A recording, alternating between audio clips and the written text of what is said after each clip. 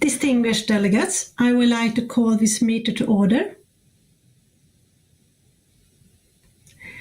Dear colleagues, good morning, good afternoon, good evening.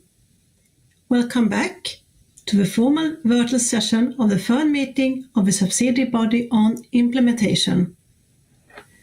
I would like to remind you that if technical issues arise, please use the green question mark in the bottom right corner of the meeting homepage to request technical assistance.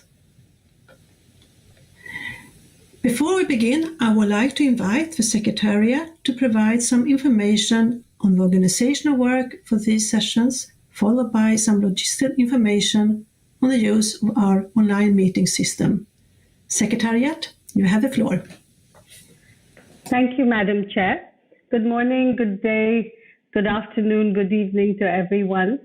As you are here, you have successfully joined the session, but I wish to remind delegates that to join all plenary sessions, you will always need to connect to the SBI homepage on the CBD website by clicking Join and selecting the session you wish to attend in the calendar, and then the type of connection you need for the session, whether it is speaker or viewer. Please also make sure that you do not save your interactive link in your browser, as plenaries and contact groups are different meetings. As you have been informed through the scenario note, plenary sessions will be recorded and streamed online. Statements submitted in writing will be posted online unless otherwise unless the Secretariat is informed otherwise. Delegates are recommended to use the online application to submit statements. It greatly facilitates the work of the interpreters if you can upload your statements in advance of the delivery. However, they will be posted on the website only after delivery. In any case, statements as well as any associated recommendations for text changes must be posted within 12 hours of the closure of an agenda item if they are to be considered in the further work of the body on that item. Uploading instructions were included in your priority pass email along with your dedicated link, which leads you directly to the upload page. All plenary sessions will last 3 hours per day and will be held from 7 to 10 a.m. Montreal time with a 15-minute break approximately midway. Please note that plenary sessions will become active for you to connect 90 minutes before start time, and the Secretariat will provide technical training and testing 60 minutes before the start. Requests for the floor by parties will be heard for each agenda item. Statements by other governments, stakeholder groups, or other observers will be heard as time allows. Statements on each agenda item will be limited to 5 minutes for regions, 3 minutes for individual parties. For major groups, each statement is limited to 4 minutes, and for observers, it is limited to 2 minutes as time allows. If any speaker encounters connectivity issues that prevent them from making their statement, they should contact the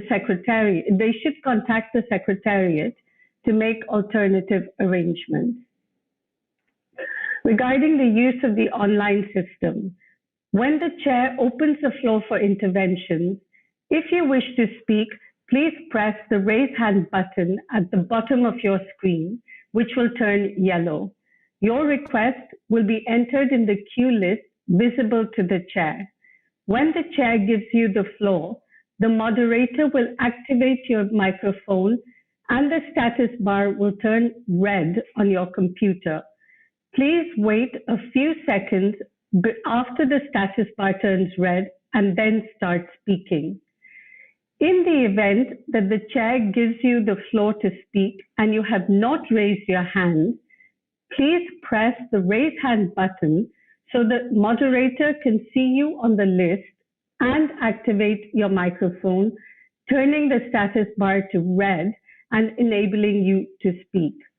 We would also like to remind participants that the chat box is for brief communication, mainly regarding any need for technical support, and therefore to keep your remarks here short. The time for statements is limited, and therefore we have a clock provided for you on the screen to help you to manage your time. But please do not speed up your reading, as it will be challenging for interpreters to follow you. Please note that towards the mid-session, the chair will announce a 15-minute break. There is no need to log off during this time. Finally, we remind you that a virtual display table is at your disposal to share publications, information materials, and events that relate to the issues being addressed by SUBSA-24 and SBI-3. Please click on the tab Virtual Display Table located on the right-hand side of the web portal of the SUBSA and SBI meetings. We also would like to remind you that you can use all your speaker slots for when you connect to the platform. I think there are enough spots for all your speaker slots to be used up. And once again, we would like to remind you that please upload your statements before you make them so that the interpreters have an easier time. Thank you, Madam Chair. Thank you, Secretariat. I now invite delegates to consider Agenda Item 6 on resource mobilization and the financial mechanism. Before we proceed with statements, kindly recall that this item was considered during our informal session on March 9, 2021. At that time, interventions were heard from 20 parties and regional groups and 8 observers with 1 additional written submission. As there are 2 parts to this agenda item, I would request the Secretariat to introduce the documents for both resource mobilization and the financial mechanism at the same time. Secretariat, you have the floor. I understand both Marcus Lehmann and Yibin Xiang will introduce the items today. Secretariat, you have the floor. Thank you, Madam Chair, and good time of the day to all of you. Now, on resource mobilization, you will recall that COP14 decided to establish a panel of experts on resource mobilization and tasked to undertake a certain number of activities and prepare reports to contribute to the overall process for the post-2020 framework and for the consideration of the open-ended working group and of the Conference of the Parties at its 15th meeting. Accordingly, you have before you document CBD/SBI/3/5, which is the chapeau document summarizing the work undertaken as requested by the COP and providing the draft recommendation. The 3 addenda documents to this document provide the work of the expert panel on resource mobilization, namely, Add 1 provides a synthesis of the evaluation and review of the existing strategy for resource mobilization and IG Biodiversity Target 20. The full evaluation and review is made available as an information document number 2. Addendum 2 provides the preliminary work on estimating the resources needed for implementing the post-2020 framework. Supplementary technical information is provided in an accompanying information document. This is information document number 5. The report provided in Addendum 2 is characterized as being preliminary because some relevant analyses were still underway by the time of its finalization, such as the needs assessment for the 8th replenishment of the GEF Trust Fund, requested by Decision 14/23. The final report will be provided to the Conference of the Parties at its 15th meeting. And finally, Addendum 3 provides the contribution of the panel of experts to the draft resource mobilization component. Lastly, I also wish to draw your attention to a number of reports received from organizations, from WWF and from UNEP WCMC, which are relevant to this agenda item and which are posted under other documents. Thank you.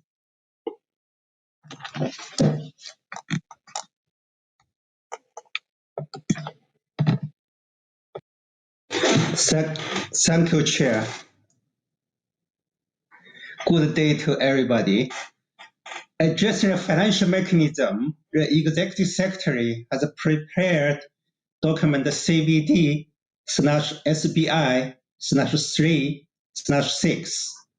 Among other things, the document contains draft terms of reference for a 6th review of the effectiveness of the financial mechanism, addresses funding needs in anticipation of the 8th replenishment of the trust fund of the Global Environment Facility, and provides considerations for a 4-year outcome-oriented framework of program priorities for the 8th replenishment period of GEF Trust Fund. It also provides elements for a draft recommendation by the subsidiary body on implementation. 3 addendums are provided with this document. The first addendum, CBD/SBI/3/6/81, presents the preliminary report of the Global Environment Facility. The second addendum, SBI/3/6/82, presents a summary of the interim report of the assessment of the amount of funds needed for the implementation of the Convention and its protocols during the 8th replenishment period of the Trust Fund of the Global Environment Facility, prepared by a panel of experts undertaking this work. Again, we want to acknowledge the financial support from Government of Sweden and the European Commission. The third addendum, CBD/SBI/3/6/83, presents elements of advice from biodiversity-related conventions pursuant to paragraph 9 of Decision 13/21. Additional information related to each of these addendums is provided in 3 information documents, as shown on the projected slide. In addition, a link to a planning note for the 8th replenishment of the GEF Trust Fund, GEF/R8/Rev1, published by the GEF, is provided on the documents page for the 3rd meeting of the subsidiary body on implementation under other documents. Thank you, Chair. Thank you, Secretariat.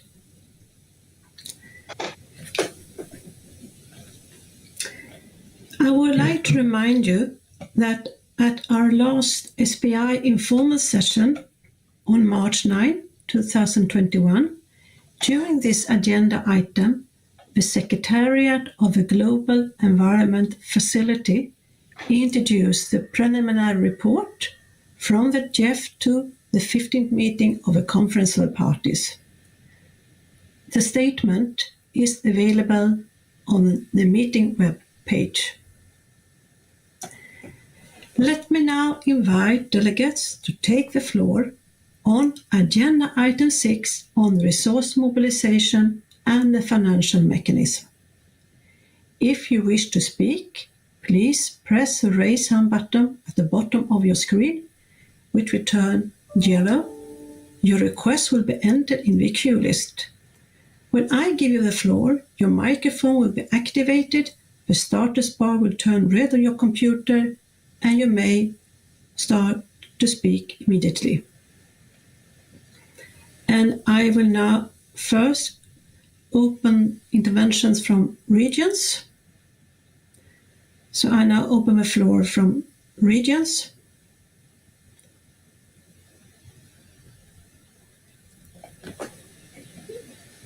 Secretary, do we have any from the African region? No? But I understand that Kuwait is speaking on behalf of the Asia Pacific.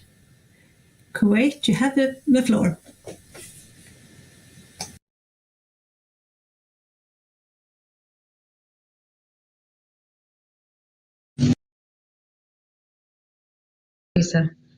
يلاحظ إقليم آسيا والمحيط الهادي ثلاث مكونات مهمة. Asia Pacific region notes three important components regarding resource mobilization.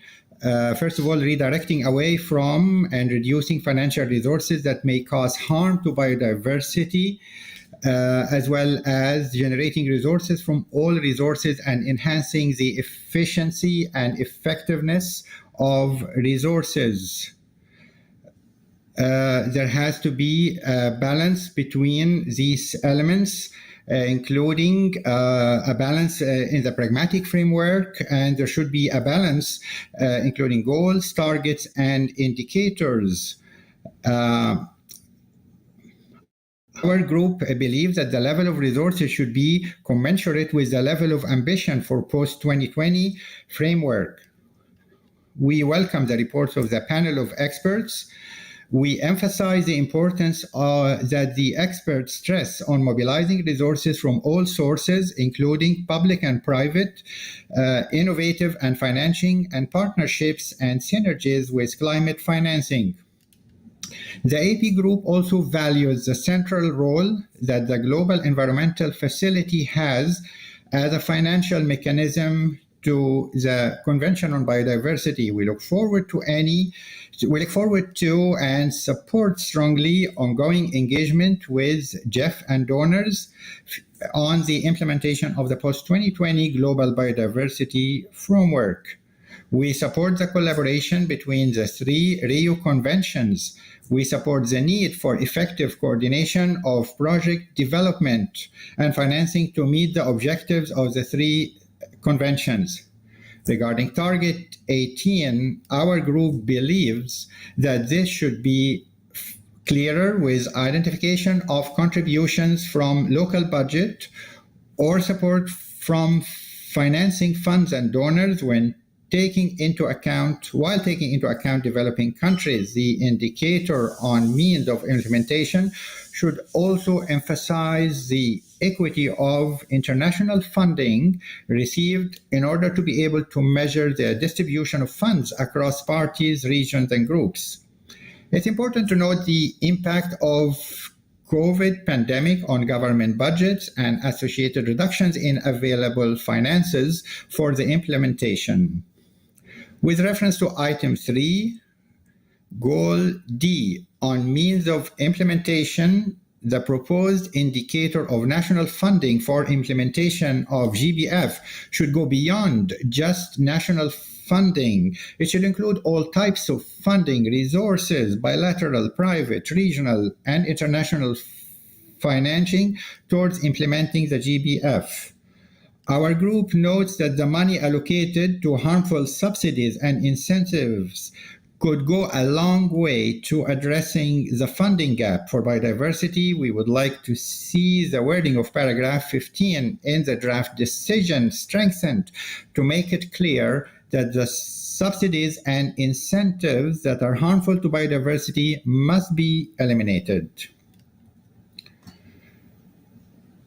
The strategy also makes the assumption that the important contributions of indigenous peoples and local communities are important, but when it comes to the IPLCs, they do not make financial contributions, and these contributions fall into the trap of suggesting that IPLCs are not diverse. We fully support the references to the importance of biodiversity mainstreaming and resource mobilization to build ecosystem that is resilient.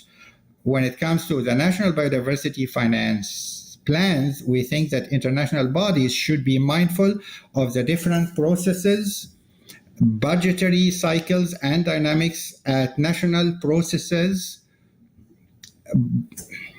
The CBD should be careful not to dedicate specific forms of national financing plans. A one-size-fits-all approach has never been CBD's way. A national biodiversity finance plan that fits specific national circumstances is much more likely to have buy-in. The AP group also notes the importance of NBSAPs within the region for assisting countries when it comes to planning the funding needs and priorities. Thank you, Madam. Thank you, Kuwait, speaking on behalf of Asian Pacific region. I will continue with the regions, and I will now give the floor to Portugal, speaking on behalf of EU and its member states. Portugal, you have the floor. Thank you, Madam Chair.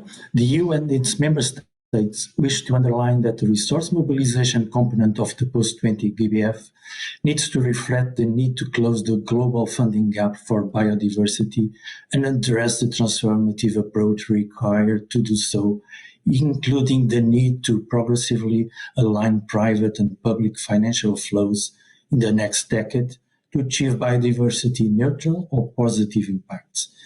The UN's member states generally support the approach of the expert panel in the Annex 1 of the draft SBI recommendation, but proposed a number of amendments to that annex to better capture the contribution of the SBI to the development of the post-2020 framework.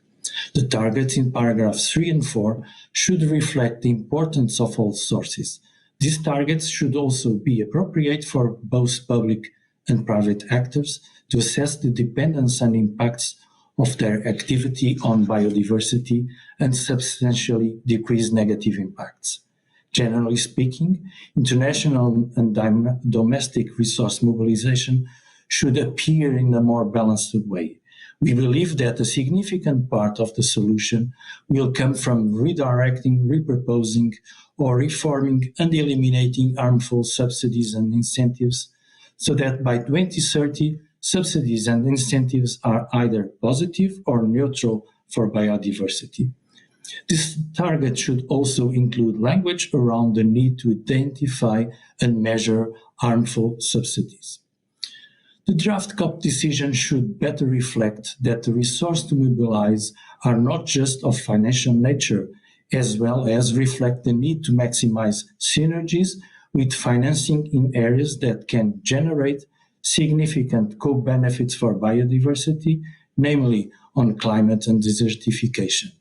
It should refer to the engagement of all relevant actors, including companies and philanthropic organizations.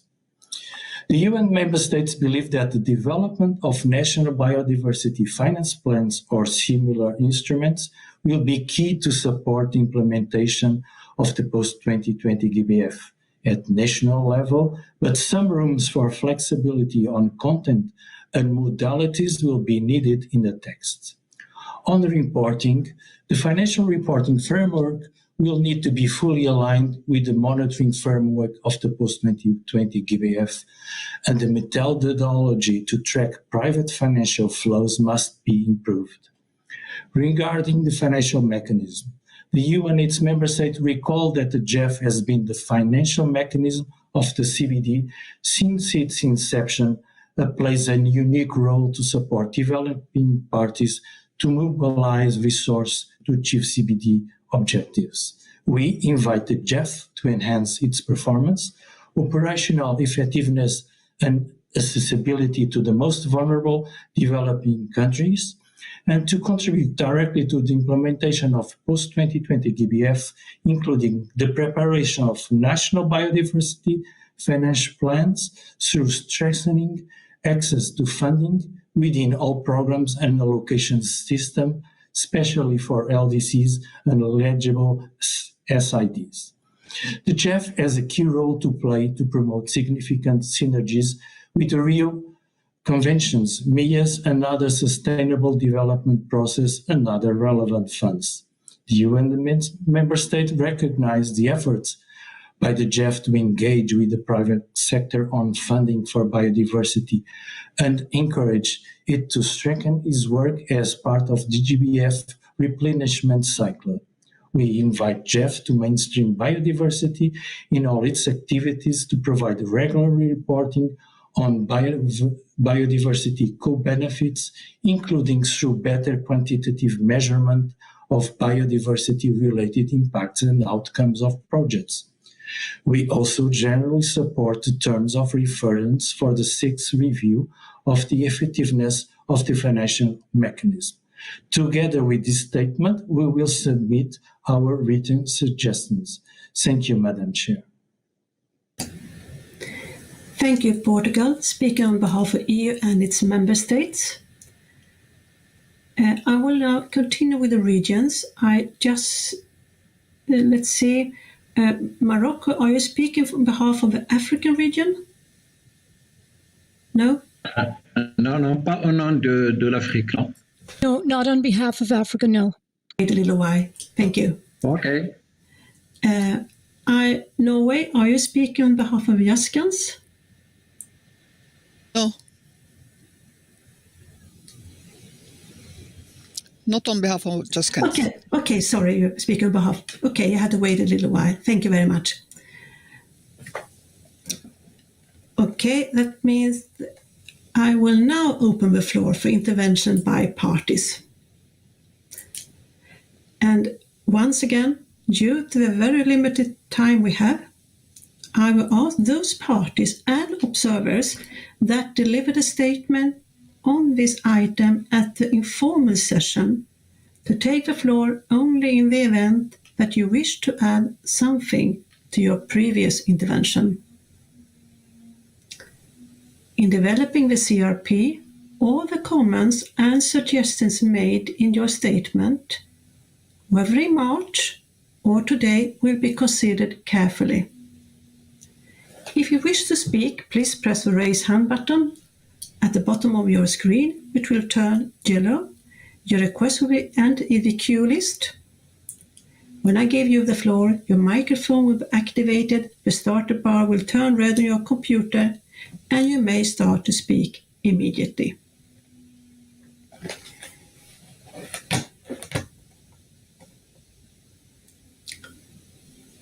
And I will start to give the floor to Japan, followed by New Zealand and Indonesia. Japan, you have the floor.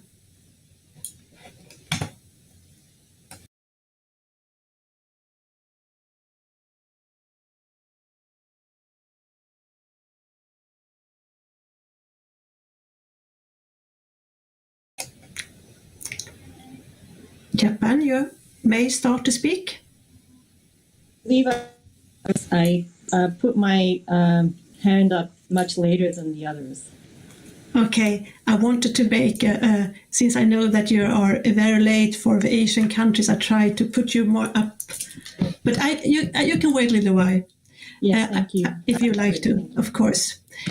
I would now like to give the floor then to New Zealand, if you are prepared to speak, and followed by Indonesia and Brazil. New Zealand, you have the floor. Thank you very much, Madam Chair, and thank you particularly for your consideration of those of us in difficult time zones. Madam Chair, in addition to the general comments New Zealand made during the informal SBI meeting, we have some specific drafting suggestions to propose. These are to the preamble of the draft decision to refer to the outcomes we want from effective use of financial resources, and to paragraph 15 of the draft decision to strengthen the wording on harmful subsidies. We also have some drafting suggestions for the new strategy for resource mobilisation. These include the importance of referring in paragraph 7, section 2, to financial resource contributions of IPLCs as well as non-financial, and a redraft of reference in Strategic Goal 2.3 to the private sector actions by making clear what actions can be taken by governments. We have uploaded the statement and the specific drafting proposals for transparency. Thank you very much, Madam Chair. Thank you, New Zealand. And I will continue with Indonesia, followed by Brazil and Ethiopia. Indonesia, you have the floor.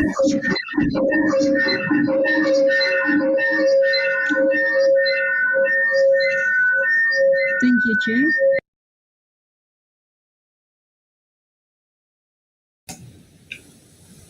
I cannot hear Indonesia. Hello?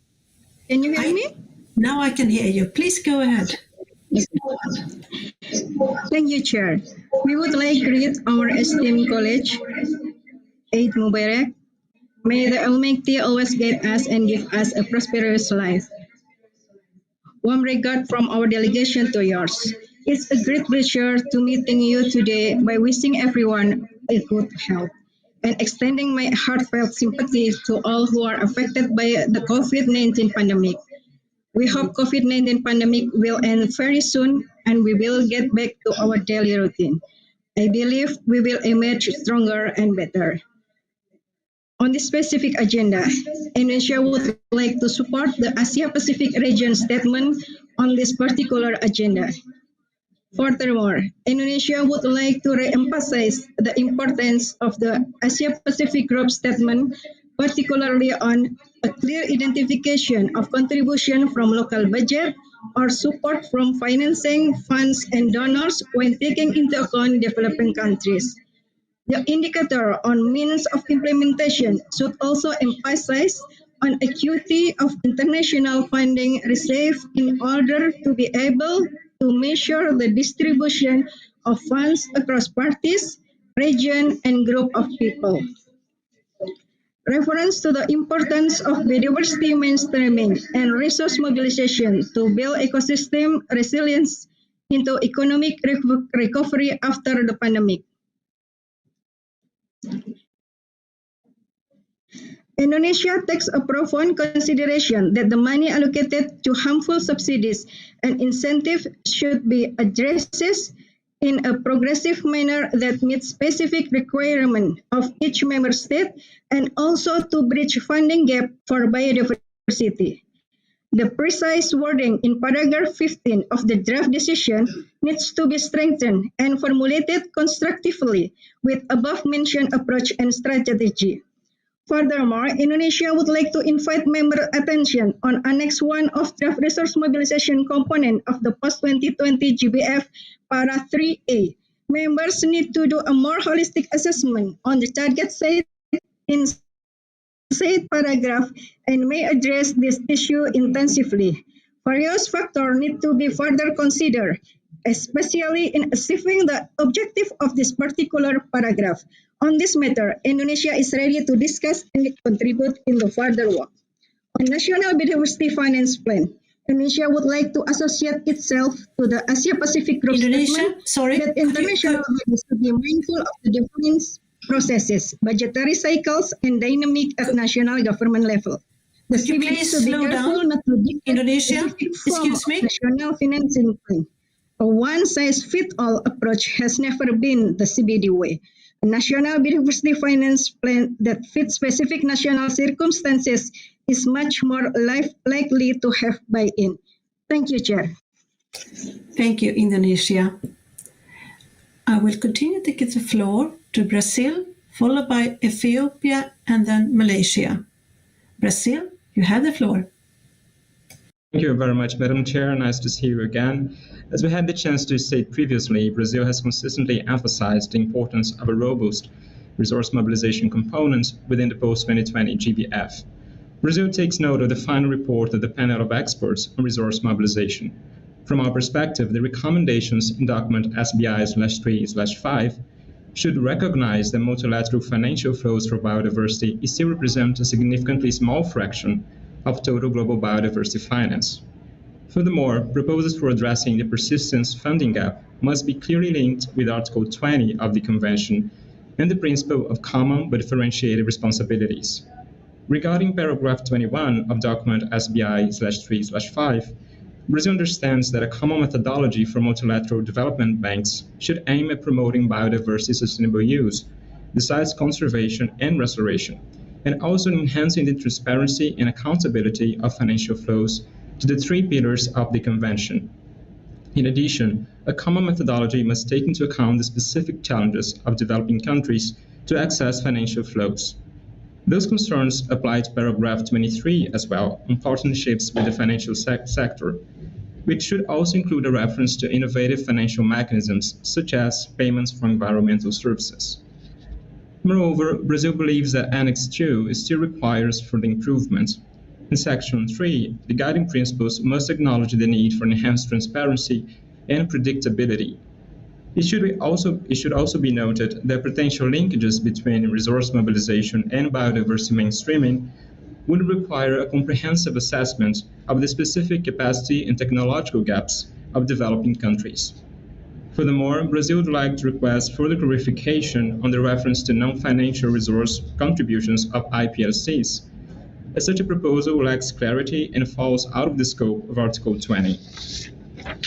Regarding the strategic goals, Brazil is of the view that proposals for redirecting harmful subsidies must be fully consistent with the rights and obligations of parties under other relevant international agreements.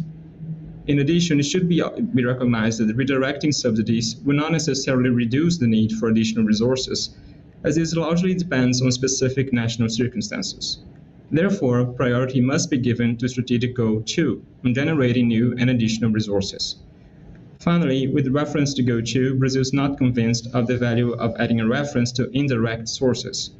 The lack of adequate and objective criteria to quantify indirect sources could lead to an overestimation of total global biodiversity funding, thus undermining the long-term implementation of the GBF. Finally, regarding headline action 2.4, we should acknowledge that resources from ABS provisions might represent a complementary source and must not be confused with the financial resources under Article 20. We have submitted our written comments, and thank you very much, Madam Chair. Thank you, Brazil. I will now give the floor to Ethiopia, followed by Malaysia and then Bangladesh. Ethiopia, you have the floor. Okay, thank you, Madam Chair. Ethiopia believes that resource mobilization is among the key areas for the implementation of the objectives of the CBD and its protocol and other biodiversity-related conventions. Ethiopia would like to emphasize that the following issues on resource mobilization are to be considered. 1. Ethiopia believes that proper resource mobilization, as per Article 20 of the CBD, from all resources is instrumental for effective and practical implementation of the post-2020 GBF. 2. National funding needs and priorities need to be identified by the parties in accordance with domestic circumstances for effective mobilization of resources that aimed for the implementation of the CBD, its protocols, as well as other relevant biodiversity-related conventions. This may involve creating a strong partnership and collaborations with all relevant actors, including business sectors and various NGOs. 3. Bodies responsible for resource mobilization should honor their commitment and follow up their implementation in a timely manner. And finally, we kindly invite Jeff to keep on providing technical and financial support, resource mobilization, as well as capacity building for the implementation of post-2020 GBF for developing countries and countries with economies in transition. Thank you, Madam Chair. Thank you, Ethiopia. I now give the floor to Malaysia, followed by Bangladesh, and then China. Malaysia, you have the floor. Thank you, Madam Chair. Distinguished delegates, Malaysia, as one of the mega-diverse countries that hold a large majority of the biodiversity in the world, would like to offer our view on this important agenda. In principle, Malaysia is in support of post-2020 global biodiversity framework targets that allow for developed countries to set aside a given percentage of their GDP for biodiversity-related activities as official development assistance in developing countries. This is in line with principles of common but differentiated responsibilities outlined in Article 20 of the Convention. As highlighted in Asia Pacific intervention just now, and also by many parties in the informal sessions, the COVID-19 pandemic has resulted in prioritization of national budgets towards health. This has limited the availability of funds for biodiversity conservation. It is clear that closing the funding gap requires a multi-pronged approach, including obtaining support from the private sector, activate payment of ecosystem services, and promotion of positive incentive for biodiversity conservation. In this regard, Malaysia supports the need for a biodiversity finance plan that identifies resource needs and factored into the yearly budget and plans of each party.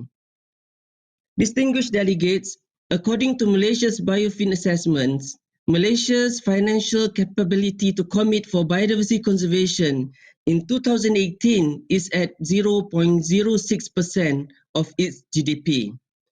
To reach the target suggested by the post-2020 Global Biodiversity Framework, Malaysia supports provisions for the scaling up of international support through global financial mechanisms like the Global Environment Facility, Global Climate Fund, and REDD+. Thank you, Madam Chair. Thank you, Malaysia. Before we continue, I would like to remind all delegates to upload your statements. It will help our interpreters very much if you do that before you do your statement. So if you have that possibility, please upload your statement beforehand. Thank you for your cooperation. I will now continue with Bangladesh, followed by China and then Mexico. Bangladesh, you have the floor.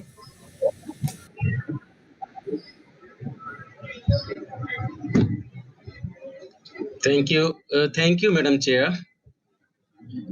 Bangladesh offers appreciation to the CBD Secretariat and to the expert panels for the hard work in coming up with the requirements of funding for biodiversity conservation, particularly to implement the post-2020 biodiversity framework through SBI-3, 6, and 2. My delegation fully endorses that the recommendation in terms of increasing the amount of resources for biodiversity conservation should substantially be increased. While we are going to embark on JF8 and JF9 during our post-2020 biodiversity framework implementation period. The total resources requirement for achieving goals and targets under the post-2020 biodiversity framework will be very tough if potential sources like GCF and other multilateral entities are not taken biodiversity conservation into their program of work. In this opportunity, I would also like to stress on further simplified and fast-track procedure of mobilization of JEF resources from not only JEF resources and other multilateral sources towards biodiversity conservation. Speedy implementation is very important because nature is being destructed more speedier. If we are not coming up with speedy implementation, then we are losing our very resourceful ecosystems. That is the thing. As CBD is a big convention, much more attention from JEF is needed to implement the protocols under the convention, and separate funding should be leveraged, say, for implementation of the Cartagena Protocol on biosafety as well as Nagoya Protocol. Recognizing the excellent support of JEF through UNEP in the work of biosafety strategy for the first decade, we would like to suggest that deliberate and dedicate support for biosafety activities in terms of fine-tuning national biosafety framework, and regional level harmonization will be required. So that kind of attention is needed in the next discourse of JEPs. In that view, to strengthen implementation of post-2020 biodiversity framework, there is a need to particular attention on the protocols. Bangladesh will therefore encourage the JEF to dedicate its resources to the window of the protocols. Excuse me, please note the time. You need to conclude. Thank you. Yeah, thank you. Thank you. In addition to parties, that national JEF resources should be strengthened to implement the protocols as well as the convention in the post-2020 biodiversity framework. Thank you so much. Thank you, Madam Chair. Thank you, Bangladesh. And I have been asked to remind you that if you have not have time to upload your statement, please speak as slowly as possible in order to make it easier for the interpreters so we all can understand each other better. But you still need to keep, of course, the time. So speak clearly so it will be easier for us all interpreters to interpret and for us all to understand, but please keep the time as well. Thank you very much. I will now continue with my list, and I have China, followed by Mexico, and then Argentina.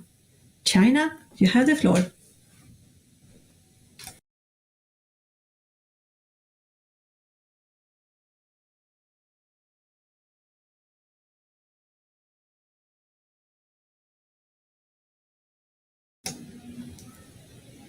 China, you may start to speak.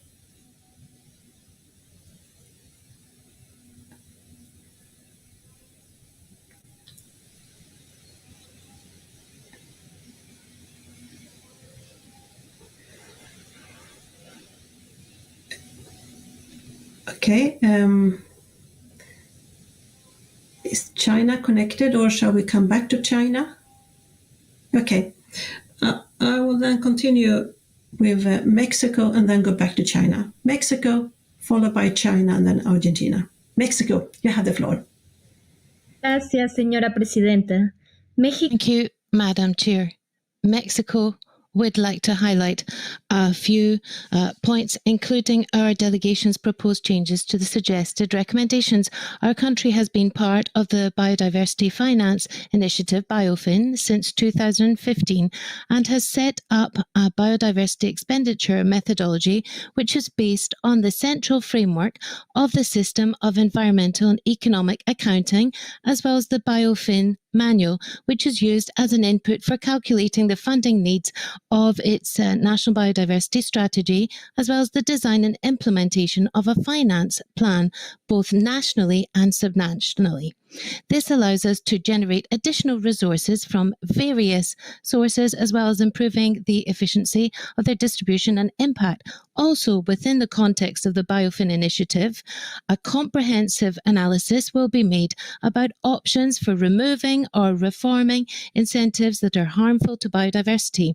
The approach put forward by the panel of experts comes back to this need to not just work on increasing resources, but also on the efficiency of resource use and avoidance of expenditures which have negative effects on biodiversity. That is why we support the Secretariat's invitation expressed in CBD/SBI-3/5 to develop finance plans based on our national biodiversity strategies, as well as action plans and other instruments that are relevant to all countries through a flexible approach that recognises differences in the information and capacities available. We reiterate our willingness to share our experiences and lessons learned with any parties seeking to generate inputs about biodiversity-related finance. Turning now to the proposed draft for a new resource mobilisation strategy, we believe that this strategy should be ambitious, cross-cutting and comprehensive, and include full and effective participation, as well as seeking to strengthen environmental governance through collaborative approaches and the inclusion of vulnerable groups. Mexico will be proposing changes to the document to specify that it should be responsive to national specificities, especially as regards producing finance plans that recognise the characteristics of specific sectors, and emphasising that the parties will implement actions by 2025 at the latest that will generate incentives which internalise both positive externalities as well as the impacts related to their financial and production models. Finally, as part of the strategic goal number 1, we propose to add the design and implementation of a plan aimed towards high-level decision makers in finance departments to effectively communicate and demonstrate the harm avoided and the immediate social and economic benefits of investing in biodiversity. Thank you very much, Madam Chair, and a happy National Day to Norway. Thank you. And I will also extend my congratulations to our neighbor country, Norway. Happy National Day. I now will try again with China. If you would like to raise your hand. China, you had the floor, followed by Argentina and then Norway. China. Thank you, Madam Chair. Can you hear me? I can hear you well. Please go ahead. Yes, I will speak in Chinese. 谢谢主席。Thank you, Mr. Chair. Regarding resource mobilization, our previous statement at the SBI informal meeting still counts. There are a lot of substantive contents to discuss under the resource mobilization. Many parties have their views on the successor to the current strategy for resource mobilization and the national financial plans. We look forward to discussing with all parties. Regarding the financial mechanism, we welcome the initiation of the 8th replenishment of the GF.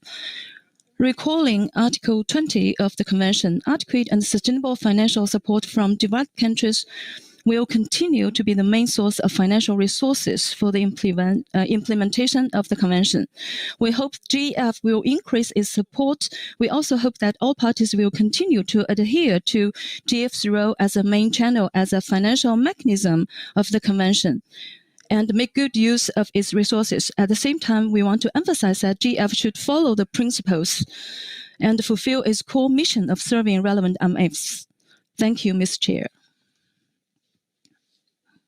And I now give the floor to Argentina, followed by Norway and then Colombia. Argentina, you have the floor. Gracias, señora presidenta. Thank you, Madam Chair. We do not have the luxury of repeating our experiences with the Strategic Plan 2011-2020 with the post-2020 Global Biodiversity Framework. We know today that ambitious targets lead to disappointing results if we don't have the necessary resources to implement them.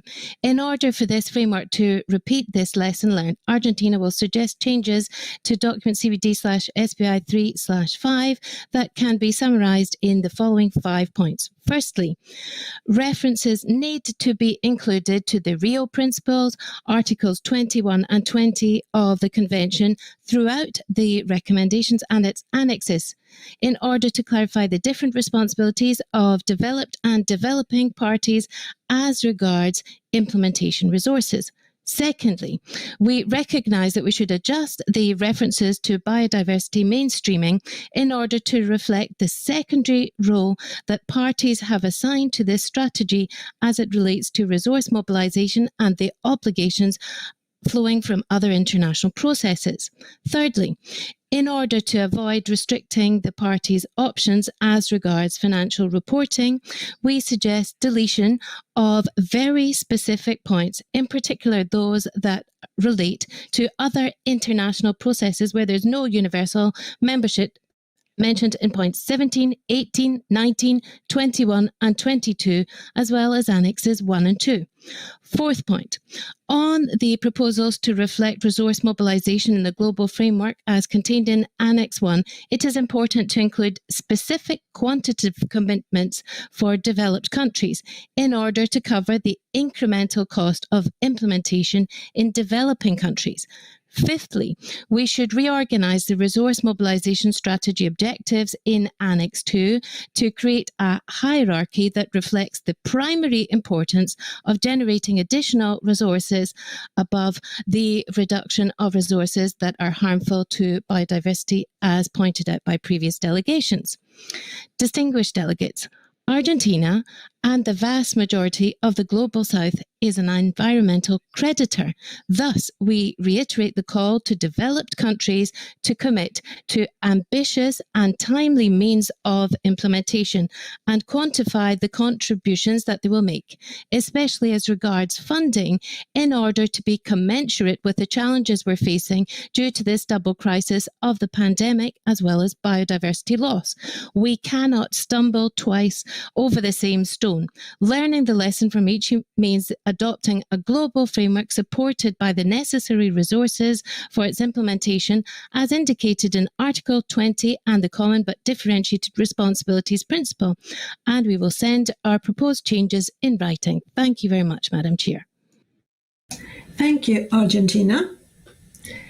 And before we continue, I will just tell you, if you have tried to upload your statements and if you have issues to get issue with that, you can always send your statements as well to email to statements@cbd.int. So you can upload, you can send it by email, and of course you can speak slowly and keep your time. I will now continue with Norway, followed by Colombia and Morocco. And Norway, happy National Day. Thank you, Madam Chair. You hear me? I hear you well. Well, identifying ways to reach our goals and targets before having agreement on those goals and targets is challenging. We therefore underline the need to review all elements connected to resource mobilization jointly at COP15 and to use this meeting to get the different options on the table, not on detailed decision text for the COP. We welcome the guiding questions from the co-chairs and on resource mobilization. And on this note, we would underline the three-leveled approach of the expert team to close the biodiversity gap, repurposing government expenditures from nature negative to nature positive, increasing finance from all sources, and last but not least, improving the effectiveness and efficiency of resource use. We note the lack of information on defining finance needs for implementing the post-2020 framework. We believe that national finance plans linked to national biodiversity action plans, national budgets and development plans should be a priority action following the adoption of the framework. The BioFin experience is useful in this regard. The framework needs to link up with the current financing streams to attract financing from all sources: climate finance, post-COVID recovery, and poverty alleviation. Nature-based solutions is a priority area for Norway. In our view, we need an ecosystem-based approach to nature-based solutions. GEF is the finance mechanism of CBD, and the framework process is well attuned with the 8th replenishment process to be finalized in March 2022. Given the importance of GEF for implementing the framework, we suggest using the simple format used for GEF 6 rather than asking the Secretary to elaborate on the format used for GEF 7 as suggested in document CBD SBI-3 6. Lastly, we need to focus more on the benefits of biodiversity to people and society and how to handle the biodiversity crisis together with the ongoing health, poverty, food security and climate crisis, securing sustainable livelihoods and the rights of indigenous peoples and local communities and other marginalized people. In this context, it will be important that parties respect their existing human rights. Coming down.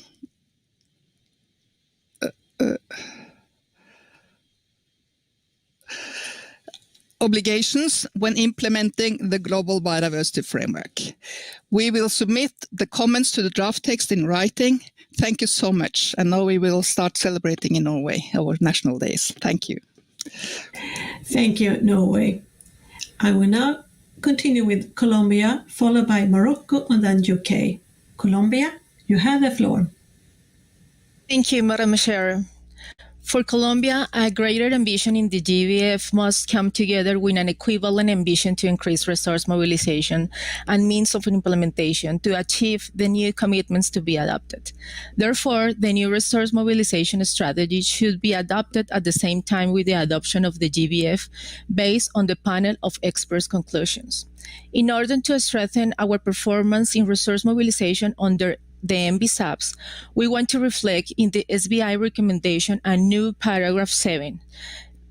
Invites parties to reformulate and implement national financial plans based on the MBSAPs, ensuring the resource for the implementation.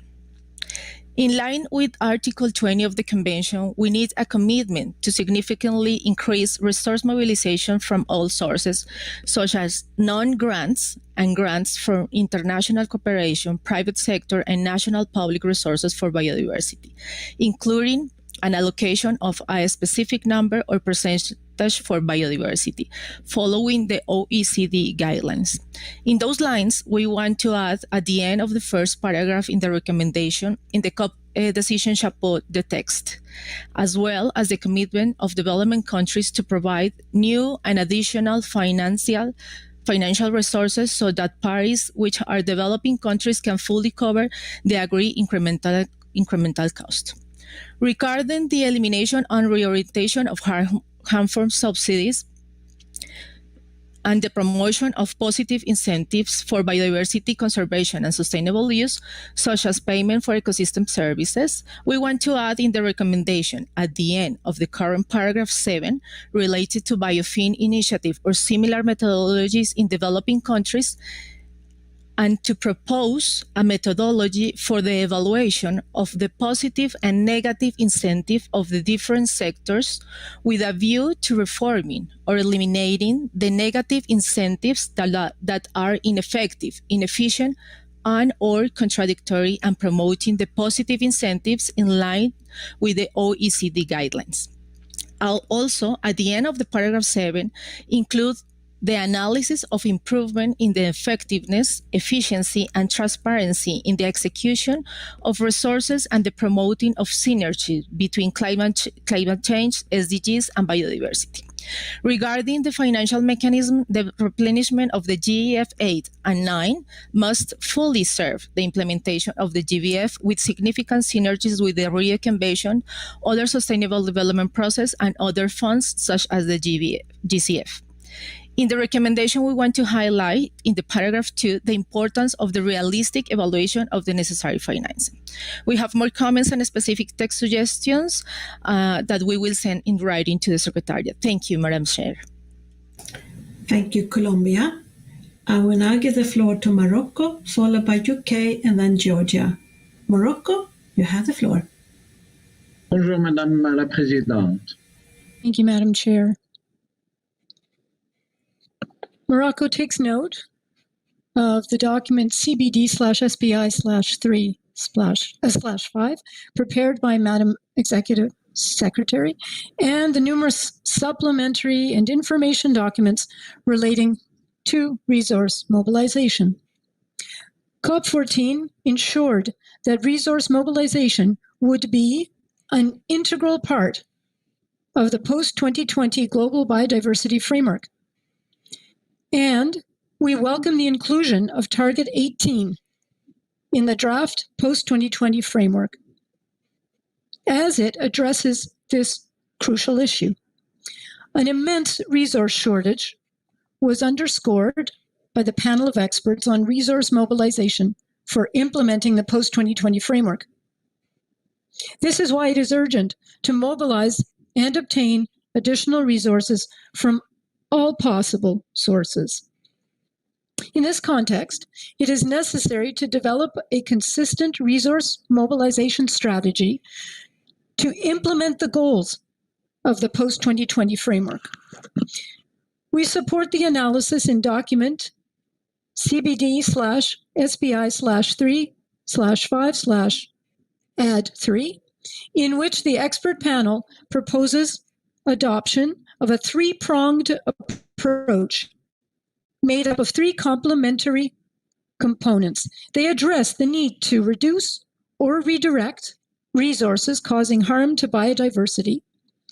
Secondly, to generate additional resources from all sources. And 3, to enhance the effectiveness and efficiency of resource use.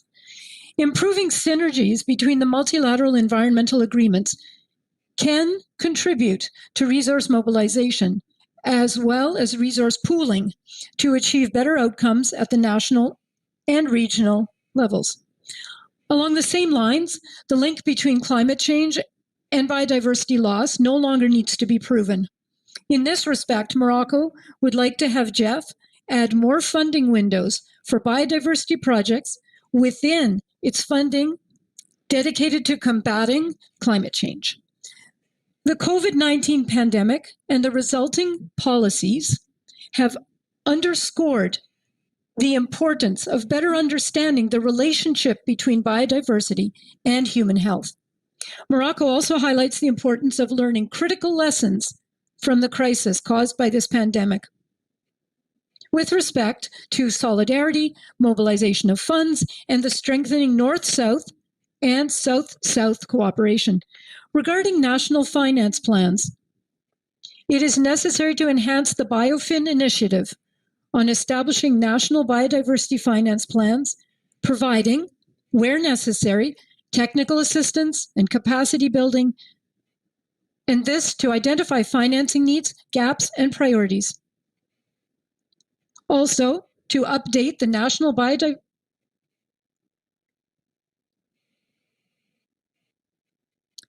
I will conclude right now.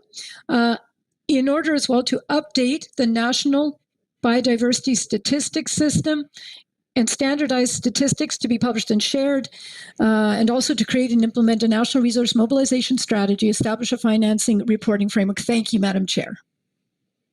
Thank you, Morocco.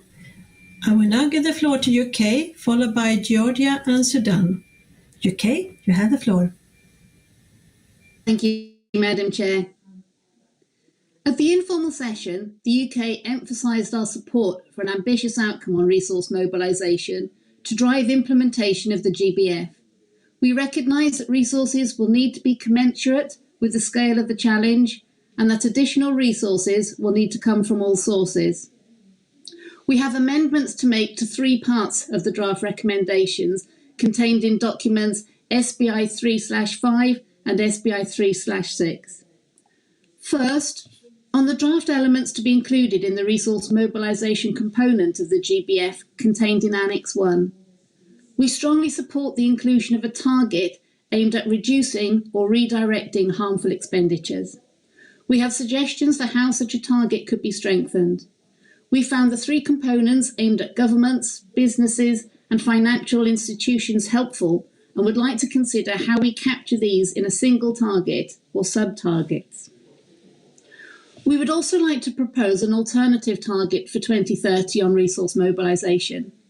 Our suggestion is for a target based on closing the global biodiversity finance gap. This would better reflect the 3 components of resource mobilisation identified by the expert panel and link more closely with the strategy for capacity building, technology transfer and scientific cooperation. This would be more ambitious than a numerical target as it cannot be considered to be met until the finance gap is completely closed. Secondly, on national finance plans, the UK strongly supports the proposal for every country to develop a national biodiversity finance plan. There needs to be flexibility in how these plans are developed. Some parties have already successfully adopted the biofin methodology, and others may wish to do the same. However, parties may have other preferred methods for financial planning, and we would support a process by which parties choose a method that works best for their particular circumstance. And finally, on the successor to the current strategy for resource mobilisation, we note that Annex 2 contains many elements, but that more work will be required. We would like SBI to recommend a strong way forward so that the strategy can be adopted at COP15. This is a priority if it is to be used to support the implementation of the GBF.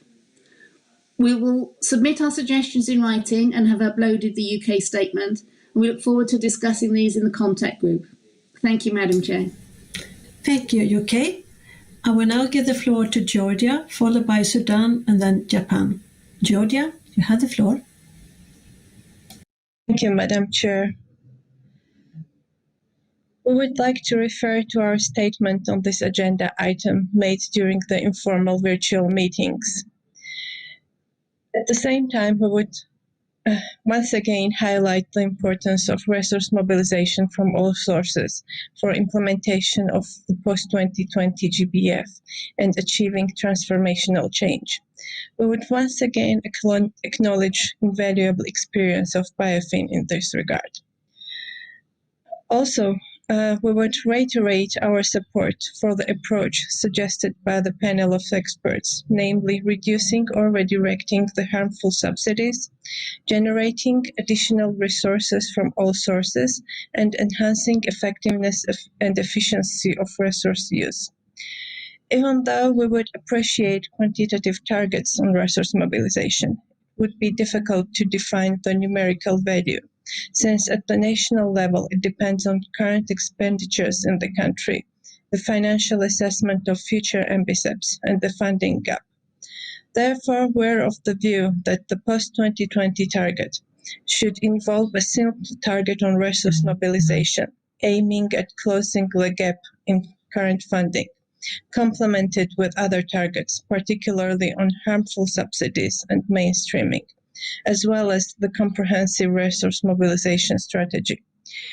We also share the view that the certain components of targets outlined in Annex 1 of the document CBD/SBI/3/5 could be incorporated in the resource mobilization strategy as relevant. We strongly believe that the resource mobilization strategy should be adopted at COP15 together with the post-2020 GBF. Based on our experience, we consider the Biodiversity Finance Plan as an extremely useful instrument for ensuring resource mobilization at the national level. Such plans should be adopted simultaneously with MBSEPs. In our view, certain components of the finance plans, such as related to mainstreaming, which is key for avoiding future expenditures, may be incorporated in the MBSEP itself, while the finance plans could focus on generation of additional resources. We also think that the finance plans should support implementation of MBSEPs in general, rather than address the GBF target separately. Thank you, Madam Chair. Thank you, Georgia. I will now continue with Sudan, followed by Japan, and then Peru. Sudan, you have the floor. سيدة هل تسمعني الآن؟ You hear me now?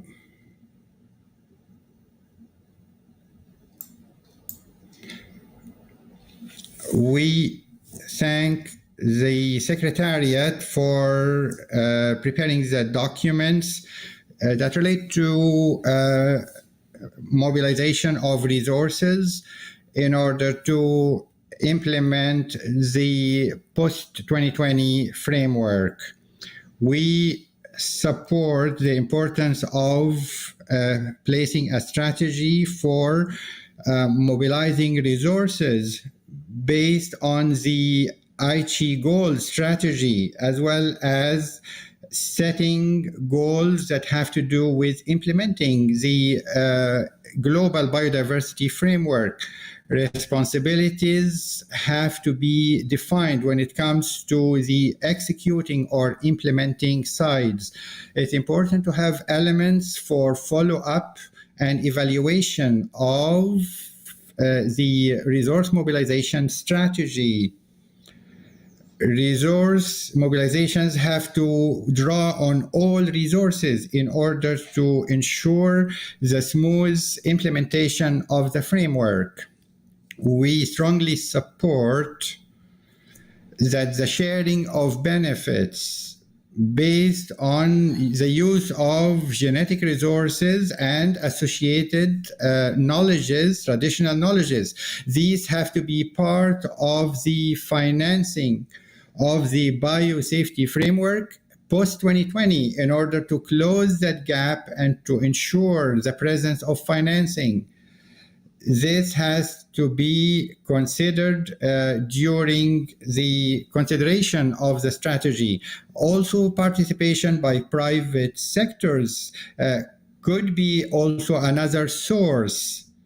We also ask the GIF to continue to finance the activities of biodiversity, especially as it relates to the post-2020 framework. Thank you very much.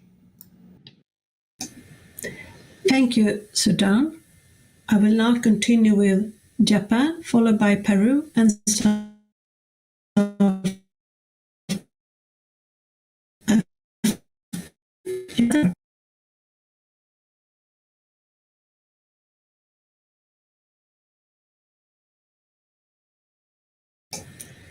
Is Japan connected?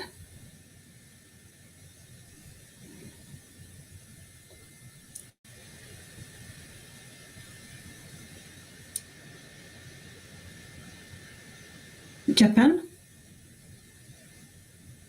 you have the floor. Or maybe we continue.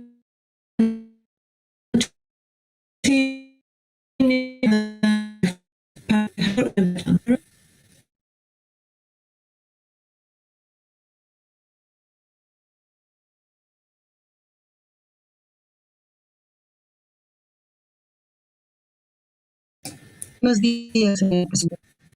Good morning, Madam Chair. Peru is currently working with public sector, business sector, finance activities would allow to achieve CBD objectives and contribute with implementation 20 framework. There is the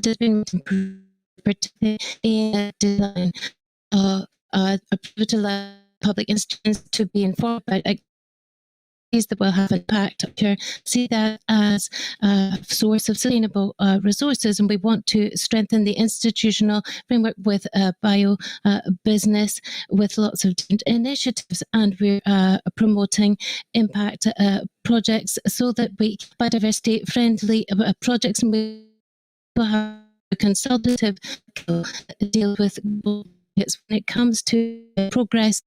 With Article 20 of the Convention, there are 3 technical points we'd like to make. First of all, in line with 821.5 and 13, we need, and in fact, to direct cultural centres in the Amazon so that we can spur sustainable and protect the community biodiversity. Then to food security and nutrition for humanity. Interpreter also does not have text. So we want to solve climate change and reduce vulnerabilities as well as poverty. The risk incremental based on this proposal, I have to commit to for conservation and research of genetic biodiversity. And secondly, the resource mobilization strategy should include full implementation of the Nagoya Protocol up to 20. Implementation will generate additional funding and will sustain the countries that provide genetic resources and their indigenous peoples, taking account of traditional knowledge.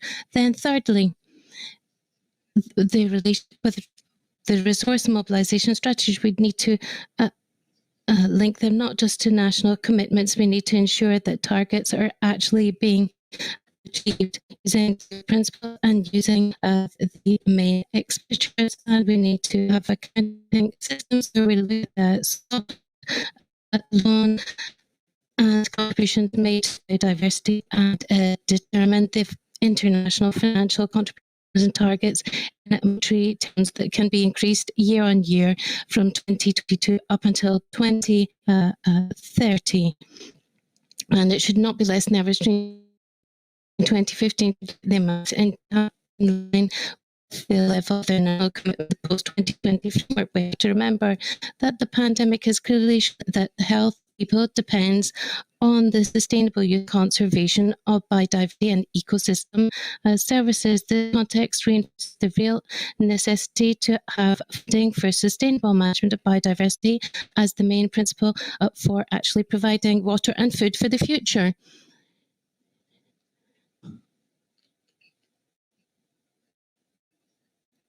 And together with this, we then specifications about funding and this mechanism so that they can be considered. Thank you very much, Madam Chair. Thank you, Peru. I will see if Japan, if you can connect now. Yes, I can hear you. The Japan face of Africa. Okay, thank you very much, and I apologize for the inconvenience. Well, Japan would like to focus its intervention on elements that wasn't fully addressed. Japan has a comprehensive approach that balances the important components of resource mobilization for a consolidated target rather than numerous ones, emphasizing efficient and effective mobilization of resources from all sources, leading to a net positive outcome for biodiversity. In that regard, we think that an ambitious, qualitative, and numerical target which allows for flexibility. Excuse me, could you please slow down? Realities and uncertainties of the post-pandemic, highly laden and financial landscape. Now, in keeping with the language of our recent decisions that call for resource mobilizations from all sources, international, domestic, private, and public, in accordance with national priority and capacities, we think that it's also timely to revisit the mandate under Article 20.2 to establish, periodically review, and if necessary, the parties which voluntarily support the convention. This should reflect the speaker needs to slow down because the interpreters will not keep up. Of a wide spectrum of various actors over the last few decades to help support implementation of the convention, replace this with a holistic, modernized language that reflect current economic realities, aligning with our repeated calls to mobilize resources from all sources. This, in our view, to credibility and realism in the ambitious objectives we try to accomplish. Similarly, anticipating what happens in a debt-laden new world, we should ensure that resources... You need to slow down, please. Such as the LPs and revisit the eligibility criteria that ensure us to do so. For example, taking into account criteria by the idea of the DAPIS, which is dynamic. Lastly, in terms of the financial mechanism, we think that it's very important for the independent review to be delivered in a timely manner in light of recently reported grievances which severely affect donor appetite. Without creating a precedent, support realizing economies in the budget to make this happen. We also have specific suggestions for the review's terms of reference to ensure delivery of credible and measurable results. We will submit this along with other proposals mentioned earlier in writing. Thank you very much, and sorry for the inconvenience. Thank you, Japan. Before we continue, I would like to ask the Secretariat how much time we have before we need to take a break. I think we can take more speakers and take a break. Okay. Thank you very much. I have 5 more parties on my list, so I will close the list now. Okay, I have one more.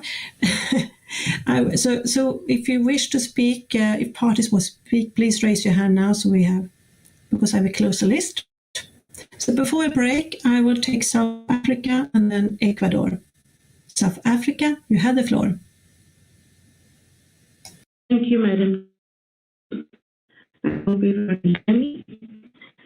As a developing and diverse country, Africa shares the views of Brazil, Argentina, Ethiopia, and other developing and mega-diverse countries on the need for a robust, predictable, and timely resource provision and mobilization to match the level of ambition proposed for the post-2020 Global Biodiversity Framework. Madam Chair, South Africa wishes to emphasize the effective implementation of Article 20 of the Convention in order to enhance the effective implementation of the post-2020 Global Biodiversity Framework. Article 20 of the CBD should therefore be taken as a basis and foundation or starting point for discussions in this agenda item on resource provision and mobilization. Madam Chair, honorable delegates, resource mobilization is essential for achieving the objectives of the Convention and its protocols and for implementing the post-2020 Global Biodiversity Framework effectively. In order to ensure effective implementation of post-2020 Global Biodiversity Framework, a full range of funding sources should be considered. Technical support and capacity building, including for the development of national plans and activities related to resource mobilization, should prioritize developing countries, small and developing states, and countries with economies in transition.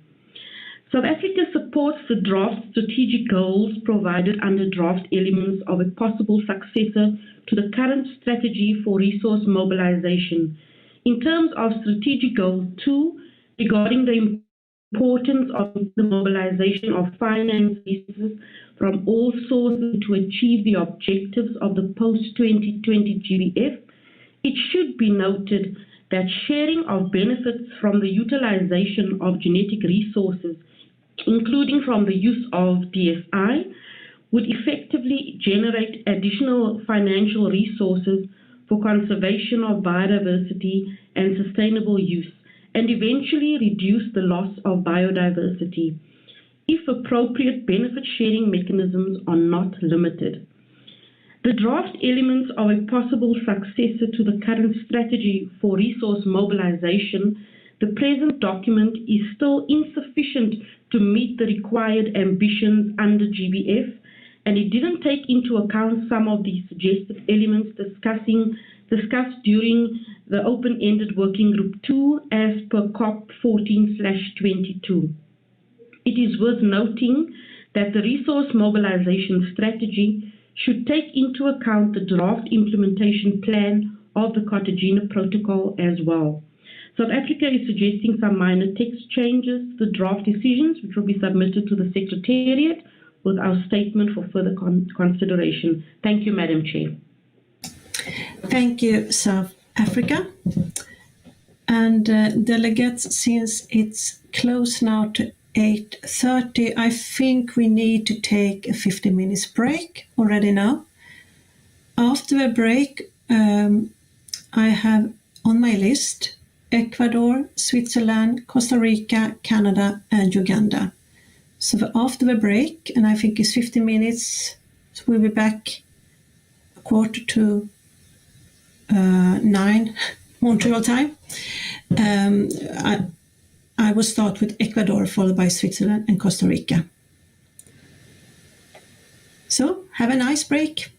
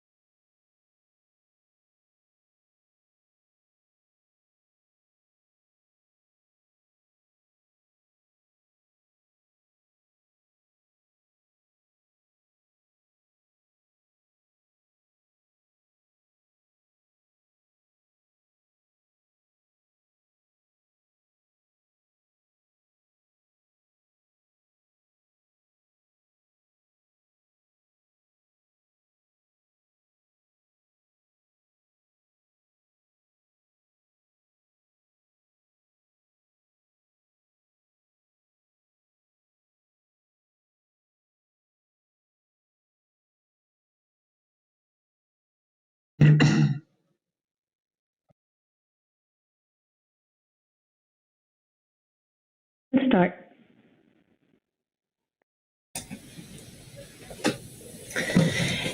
Distinguished delegates, welcome back. I hope you have enjoyed your break. Before we continue with our interventions, I would like to give the floor to the Secretariat. Jyoti, you have the floor. Thank you so much. We just want to remind the delegates that in this online setting, it's very difficult for interpreters if you speak too fast. The chair does try and interrupt you when you're speaking fast, but we really would like to remind you it's very, very difficult.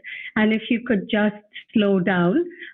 We will have to unfortunately cut your mic if you are going too fast because the interpreters are unable to keep up.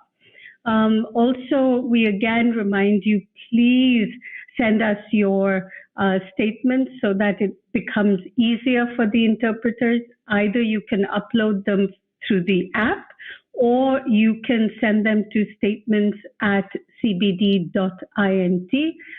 Finally, we also want to remind you that perhaps you could connect early before each session so that you can check your connectivity, you can check that your camera and your mic is working.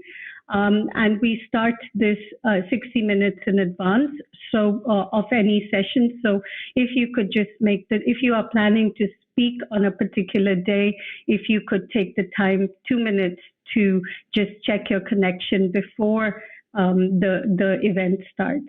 Thank you so much, Madam Chair. Thank you, Secretariat, and thank you very much for this reminder. And I encourage you all to try to speak as slowly as possible. But at the same time, please keep the time. I will now continue with a list of parties. And as said before the break, I will now start with Ecuador, followed by Switzerland and Costa Rica. Ecuador, you have the floor. Muchas gracias, señora copresidenta. Thank you very much, Madam Chair. We believe that it's appropriate that short, medium and long-term efforts related to international biodiversity financial contributions should be directed towards developing countries and achieve a balanced implementation of the post-2020 framework.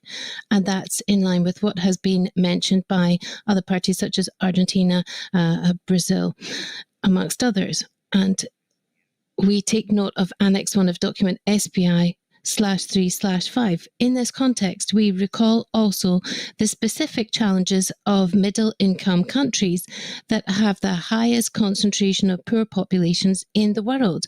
And in many of these countries, the COVID-19 pandemic has exacerbated existing challenges and inequalities, creating new vulnerabilities and delaying the progress made in recent years with regard to economic, social and environmental development.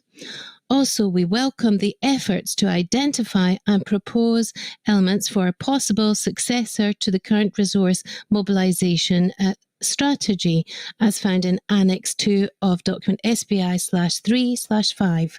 However, we think that this should include the Rio principles on the environment and development in the text, especially common but differentiated responsibilities, and also Articles 20 and 21 of the CBD, underscoring the importance of measuring the effectiveness of the mechanism through regular monitoring and evaluation of the use of resources.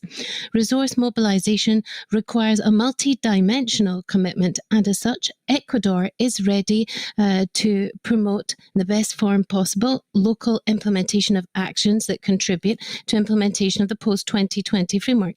We welcome the various multilateral proposals and national initiatives that seek to promote increased increased international solidarity in light of the economic recession brought about by the COVID-19 pandemic. It's essential that we continue to fine-tune the multidimensional sustainable development measurement mechanisms that go beyond income alone, at the same time as continue with multilateral efforts to maintain liquidity, avoid illicit financial flows, and reduce the external debt burden, including through proactive participation of private sector creditors and better use of debt swap mechanisms to fund environmental and biodiversity protection projects in compliance with national conditions. Finally, we wish to encourage promotion and facilitation of spaces for discussion for the financial departments of the CBD parties and explore better cooperation between the GEF and the GCF, respecting their respective mandates, criteria and decision-making mechanisms, with the aim of promoting resource mobilization that is commensurate with the needs for global and comprehensive nature protection. And we will send in our specific comments in writing. Thank you very much. Thank you, Ecuador. I will continue with Switzerland, followed by Costa Rica. Switzerland, you have the floor. Thank you, Madam Chair. And bonjour à tous les collègues. Switzerland would like to recall its comments on resource mobilization made during the informal SBI meeting in March 21 and add the following few elements. We would like to thank the Secretariat for its work of preparing the notes on the financial mechanism, including the terms of references for the 6th review of the effectiveness of the same. We welcome these terms of reference. They resemble the terms of reference of previous reviews and provide the necessary guidance for the task. Nevertheless, we believe the language could be further streamlined. Furthermore, we note that other documents mentioned in the suggested elements for a draft recommendation, including the 4-year outcome-oriented framework of program priorities for the 8th replenishment period for the GEF, are not available in their final version. In light of the ongoing replenishment negotiations for GEF 8, we urge the Secretariat to prepare the draft for the consideration of the parties at COP15. The lack of the documents make the analysis of the draft recommendations difficult and do not allow for the adoption of the suggested elements for a draft recommendation. We have submitted in writing our proposed changes to the terms of reference, as well as our proposed changes to the draft elements on resource mobilization for possible inclusion in the post-2020 Global Biodiversity Framework, and Annex 2 on the draft element of a possible successor to the current strategy for resource mobilization in writing. That's all for today. Thank you. Bye-bye, Charlotte. Thank you, Switzerland. And I will now continue with Costa Rica, followed by Canada and Uganda. Costa Rica, you have the floor. Gracias, señora presidenta. Thank you, Madam Chair. Costa Rica would like to highlight certain aspects in the report from the group of experts in document SBI-3/5. For post-2020, Costa Rica agrees that there needs to be a significant increase in resource mobilization from all sources that are allocated to fund biodiversity policies, programs and projects. There also needs to be monitoring and registry of the indirect and direct national public expenditure, private sector and international development related to biodiversity for developing countries and countries in transition. We also wish to highlight that in keeping with the information laid out by the expert group, extending protected areas would generate annual gross income between $100,000 and $312,000 million in the 3 sectors under consideration, namely nature, tourism, agriculture and fisheries. All of the scaling up scenarios will continually surpass the scenario where there's no scale up. Also, scaling up would avoid annual losses to national economies thanks to an increase in ecosystem services, for example, protecting and having larger areas of tropical and mangrove forests for a value of around 150,000 and 210,000 million. It is very important to look at the synergies between the different resources that are used for biodiversity and also for climate change, and those that are there for meeting the Sustainable Development Goals, so that we avoid harmful expenditure to the biodiversity and integrate the funding of biodiversity into the Sustainable Development Agenda, and also for nature-based solutions. In general terms, we agree with the proposal from the experts to consider 3 complementary components for resource mobilization. And we support the proposals related to the use of platforms for resource mobilization reporting and the successor approach, as long as we can also beef up the capacity development, technical assistance and technical cooperation. And when it comes to the targets proposed by the experts, Costa Rica has some specific comments that we will send in writing. And we finally agree with what has been said by the expert group about the participation and inclusion in resource mobilization of IPLCs, youth, women, civil society, low-income families, and the most impacted populations. The benefits arising from biodiversity and ecosystem services should be shared fairly throughout society, taking account of the rights of future generations to come. Thank you very much, Madam Chair. Thank you, Costa Rica. And I now have 2 more parties on my list, Canada and then Uganda. Canada, you have the floor. Madam President, good morning, good afternoon, good evening to all. Apologies, I just don't seem to have a good video connection, so it's my voice only. Canada's provided our comments on the resource mobilization component at the informal SBI-3, so I'll focus on the financial mechanism. Canada strongly supports the Global Environment Facility as a financial mechanism for the Convention and is actively participating in GEF8 replenishment discussions. Canada acknowledges the work of the experts conducting the funding needs assessment for the 8th GEF replenishment, as well as the efforts by the Secretariat and participating parties. However, we're concerned with the limited number of GEF recipient countries, about 10%, responding to their questionnaire. We support statements made by the experts that the quality and conclusions of the assessment relies heavily on inputs from GEF recipient countries and can only be improved if countries engage further systematically and seriously in the task by providing information. Canada also supports moving any GEF-related wording under other draft SBI-3 recommendations and COP15 decisions for discussion under this agenda item. We've provided our suggestions on text edits and writing to the Secretariat to be included with those on resource mobilization that we provided at the informal SBI-3 session. If I may, on an additional note, we appreciate the many positive suggestions heard today on resource mobilization and financial mechanism. Canada, like all of us, is a great friend to the Convention, and we agree with many on the importance of Article 20. But we've also heard a few interveners make reference to common but differentiated responsibilities, CBDR, related to Article 20. Let's be clear. Article 20 on resource mobilization is important and it's very specific. Each party is to provide, in accordance with its capabilities, financial support and incentives for national activities to achieve the Convention's objectives. Developed country parties will provide new and additional financial resources to help developing countries to meet the agreed full incremental costs of implementing the Convention's obligations. The special needs and circumstances of LDCs and SIDS are also mentioned in Article 20, along with other considerations. Canada takes seriously our obligations under Article 20, and we're contributing new and financial resources. We also recognize the importance of global resource mobilization from all sources commensurate to an ambitious post-2020 global biodiversity framework. But as a factual matter, there is no reference to common but differentiated responsibilities in the CBD, not in Article 20 nor elsewhere, and it is not appropriate to speak as if there were.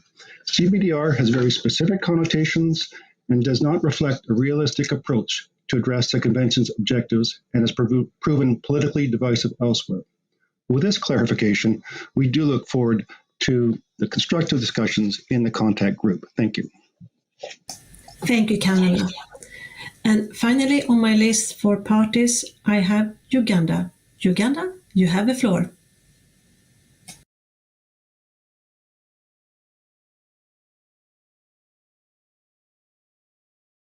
Hello. Good morning. Can you hear me? Good morning. I can hear you. Yes. Thank you. Good morning to you all. Good afternoon and good evening to you all. Uganda submitted its first statement for the informal session in March and would like to add the following statement to the previous document. Madam Chair, thank you very much for this opportunity.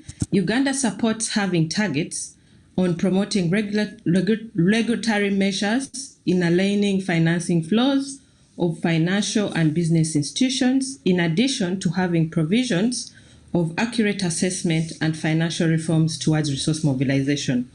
Its benefits through using ecological fiscal transfers and the use of economic instruments such as polluter pays, environmental levies, among others. There's also a need to strengthen capacity development for businesses in identifying, measuring, valuing, and external disclosure of impacts and dependencies in nature.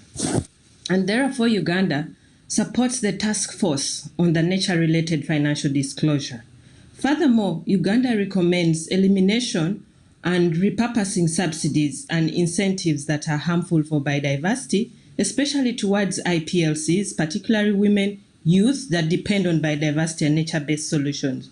Uganda also recommends the need to increase innovative and transformative green finance. In conclusion, Madam Chair, Uganda acknowledges the report CBD/SBI/3/2 on the review of progress and implementation of the Convention and the Strategic Plan for Biodiversity 2021-20, and further supports the recommendations and implementations of lessons learned in the development of the post-2020 GBF and its associated processes and mechanisms. Thank you, and we look forward to the contact group discussions. Thank you, Uganda. And I see one more request from parties, but that I think that will be the very last one. So I give the floor to the Democratic Republic of Congo. You have the floor.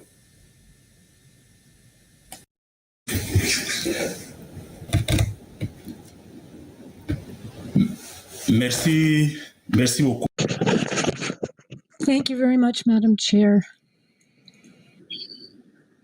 The Democratic Republic of Congo supports the main conclusions of the panel of experts. We think that this issue of resource mobilization should be based on discussions and the provisions of Article 20 of the Convention. Madam Chair, we also believe that JEF, as a financial mechanism of the Convention, has done good work to this point,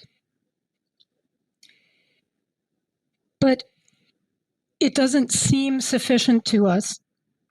And for that reason, we believe that we should look for other solutions in order to remedy once and for all the lack of funding to developing countries in order to help them implement the Convention and its protocols.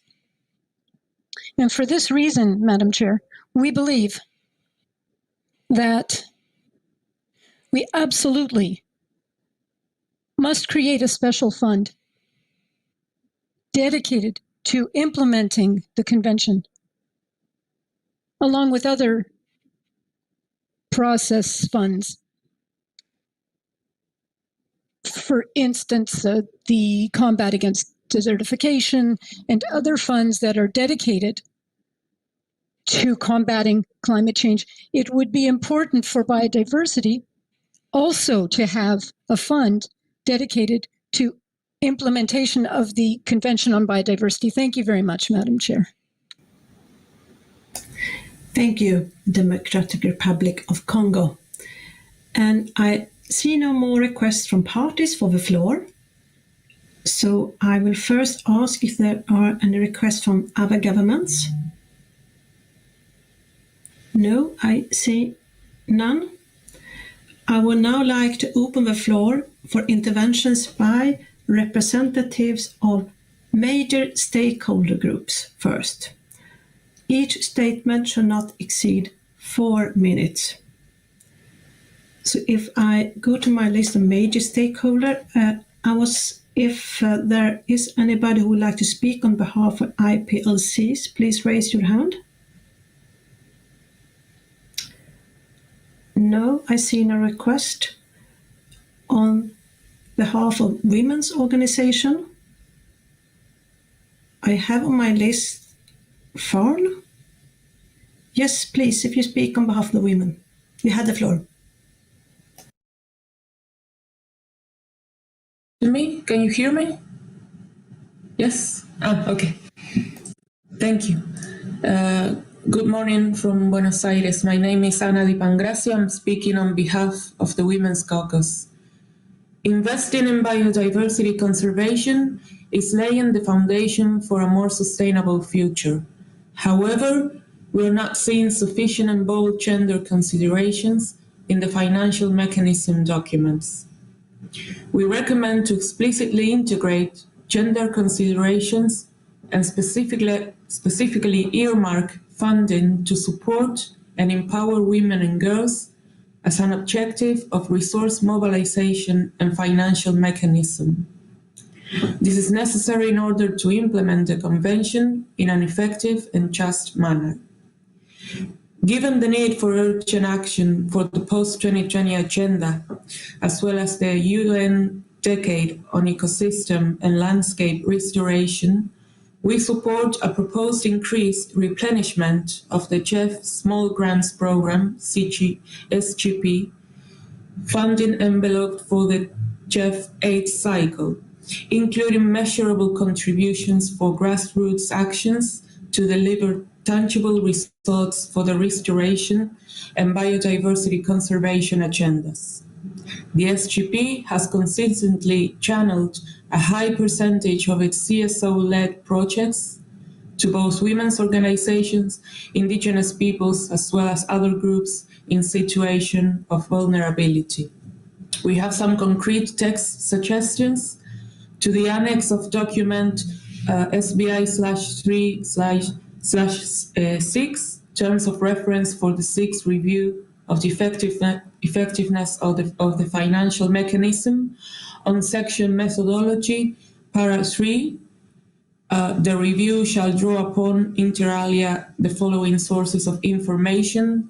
On subpara D would read, information provided by indigenous peoples and local communities, women and youth, and other relevant stakeholders.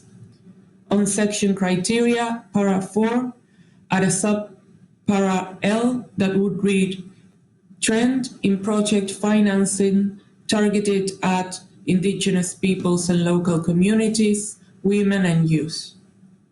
We have also made this submission to the online portal and hope for parties' support to our recommendations. Thank you, Madam Chair.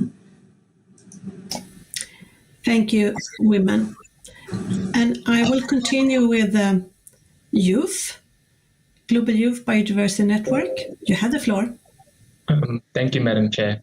So first, we would like to reaffirm that the statement made on behalf of GYBN during the informal sessions on this agenda item remains valid and request that it is taken into account in the development of CRPs. Second, we call upon parties to take urgent action specifically in the following areas. We support the establishment of national resource mobilization plans and nationally determined targets. GYBN further wishes to emphasize the importance of a whole government approach in resource mobilization and the critical importance of robust baselines for resource mobilization. We urge parties to agree on a time-bound action plan to eliminate all harmful subsidies through a just transition. In this context, we support the proposal contained in Para 3A of Annex 1 of SBI-3/5 with the following amendments. In line 5, after eliminating, add the words by 2030, all before incentives including subsidies harmful to biodiversity. GYBN also supports proposals to request SBI to undertake a study on the relationship between debt, austerity, and the implementation of the Convention, with a view of removing specific impediments to the CBD implementation. We are therefore proposing the following amendment to the text. Under Para 6, add and further recognizes that austerity and debt can contain domestic resource mobilization in those countries. In the section supportive activities of the Executive Secretary, add a para E bis that would read to prepare a report that will look into the relationship between public debt, austerity measures, and the implementation of the Convention with a view to removing specific impediments to the implementation of the Convention. Finally, we urge parties to break with business as usual when it comes to resource mobilization and to address this issue in a holistic way. We need to stop the same. This means for us, as there is no evidence that voluntary approaches have generated the results that we need so urgently, and since the majority of actors in the private sector have shown little willingness to self-regulate, as GYBN, we reject voluntary approaches and believe that we need strong regulatory action and globally coordinated legal frameworks to ensure that businesses, including financial institutions, transition to a more sustainable practices and divest from biodiversity harmful investments. This must also include trade and investment agreements, which should not contain any provisions that undermine CBD objectives, as well as wider human, indigenous, and peasant rights. As we have no time to lose, a strict regime is needed when non-compliance should result in sanctions. Thank you, Madam Chair. Thank you, Youth. And on behalf of CBD Alliance, I see Third World Network. You have the floor. Thank you, Madam Chair. I'm making this statement on behalf of the CBD Alliance, which gathers a diverse range of views and proposals from civil society. Focusing on the gap for financing on biodiversity alone is not enough. Widespread austerity and ongoing resource transfers from developing to developed countries via extractivism, debt servicing, tax evasion, trade measures, and inequality all drive biodiversity loss. Austerity and debt straitjacket many developing country governments and prevent domestic resource mobilization. As a first step, a study could be undertaken on the relationship between debt, austerity, and CBD implementation. In this regard, we support the text amendments proposed by the Global Youth Biodiversity Network. With exponential growth in public and private financial flows fueling biodiversity-degrading industries and ineffective voluntary governance approaches, strong regulatory action is needed to divest from extractivism and to penalize biodiversity-destroying industries. All financial flows should be aligned with the CBD text and decisions and should include the elimination or redirection of all perverse incentives and the alignment of subsidies and fiscal regimes and of public and private investments, including some regulatory measures. These could be reflected in a standalone GBF target on the finance sector, in addition to a target on harmful public incentives. In addition, money provided for offsetting cannot be considered to be biodiversity funding. Offsetting money merely pays for replacing ongoing destruction without contributing to real improvements for biodiversity. Analysis in different countries has identified that the main obstacles to perverse incentive reform is the corporate capture of policy making, including through the creation of financial dependencies of public institutions on private finance and private sector interests through blended finance and PPPs. This corporate capture should be halted and reversed, including by avoiding and eliminating dependencies of public institutions on private sector finance. The proposed target on harmful incentives in the GBF must 1. Have a time-bound action plan that identifies and repurposes or eliminates all harmful subsidies through the development and implementation of national biodiversity finance plans. 2. Recognize the socio-economic context of developing countries, redistributing resources in more equitable and sustainable ways. And 3. Redirect these financial resources to support ongoing stewardship and legal political rights of IPLCs, women and smallholders. The role of collective action, including indigenous and community-conserved territories and areas, and women-led collective actions should be recognized in the GBF in line with relevant COP decisions. Resource mobilization must be faithful to Article 20 of the Convention and the principles of common but differentiated responsibilities. These have to be reflected in the GBF, and developed countries have to provide the new and additional resources and to account for their climate and ecological debts. Sustainable, substantial and consistent increase of resources for implementation is needed, including an increase of international financial flows towards developing countries, as well as relevant capacity building, technical and scientific cooperation, appropriate technology transfer and innovation. On the financial mechanism, the increasing dependence of the GEF on blended finance and private sector support has regrettably created a perverse incentive to align GEF programs and policies with commercial interests. To ensure the independence of GEF as a mechanism for public interest, all financial dependencies on private sector actors and their commercial interests should be avoided and, where possible, reversed and eliminated. Finally, we reiterate our concern that formal virtual negotiations disadvantage most developing countries and civil society, especially the most vulnerable. However, we participate in good faith in order to amplify the voices of the disadvantaged. Thank you. Thank you, CBD Alliance. And I see no more requests of floor from major stakeholder groups. I would now like to open the floor for interventions by representatives of observers. Each statement should not exceed 2 minutes. As was the case for parties, I will request those organizations that took the floor during our March informal meetings to refrain from doing so now, unless essential to bring new issues to our attention. Rest assured that the statements made in March are available to be taken into account by parties.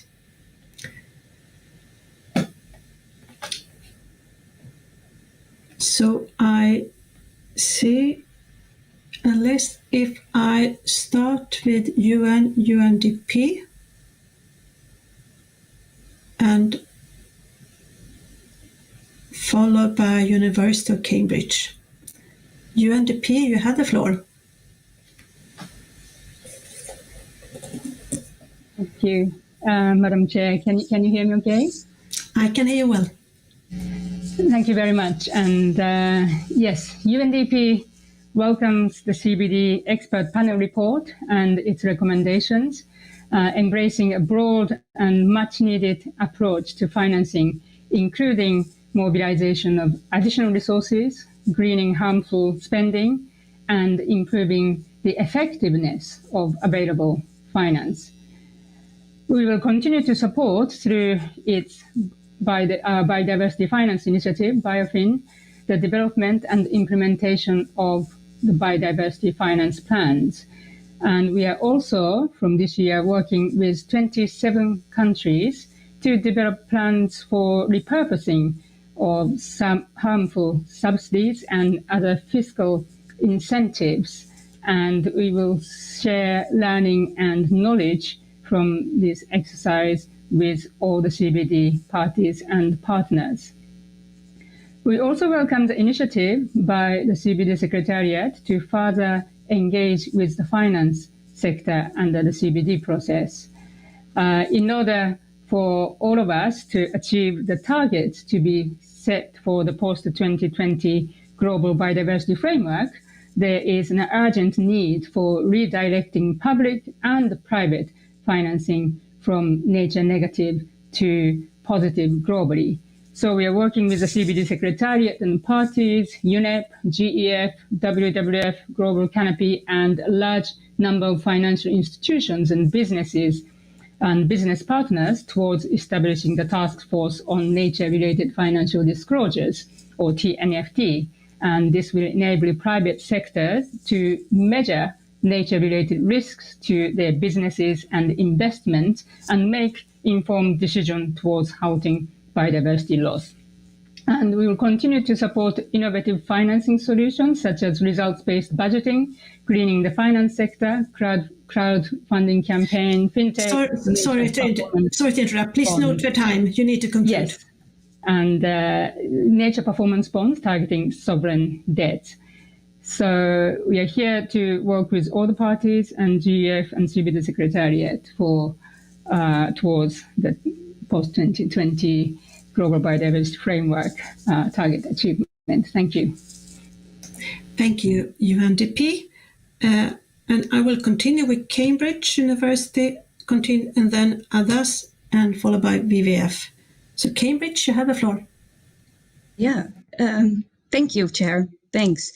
We wish to address one of the root causes of the biodiversity crisis, our current economic and financial system, in which the cost of harming biodiversity are not taken into account. We propose explicitly discussing changes to tax structures with the intention of increasing funding to protect and restore nature, as well as transition equitably to sustainable systems.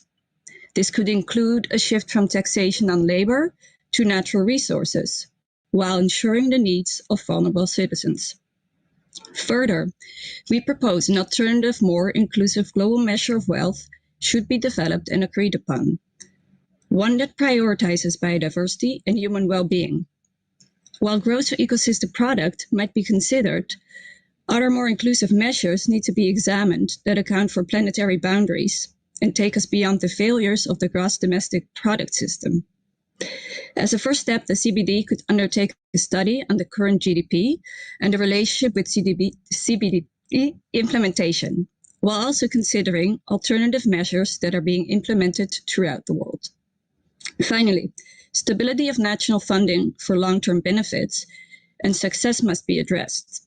We are constantly seeing budgets to implement biodiversity shift placed on hold or even erased, without a thorough discussion of agreements by parties of how to ensure the stability of long-term funds that will outlast changes to world and national economies and changes to leadership within nations at all levels. Without it, it will be difficult to ensure the success of any biodiversity framework. Thank you, Chair. Thank you, University of Cambridge. And I will continue with NGO Adas, followed by NGO WWF International. Abbas, you have the floor.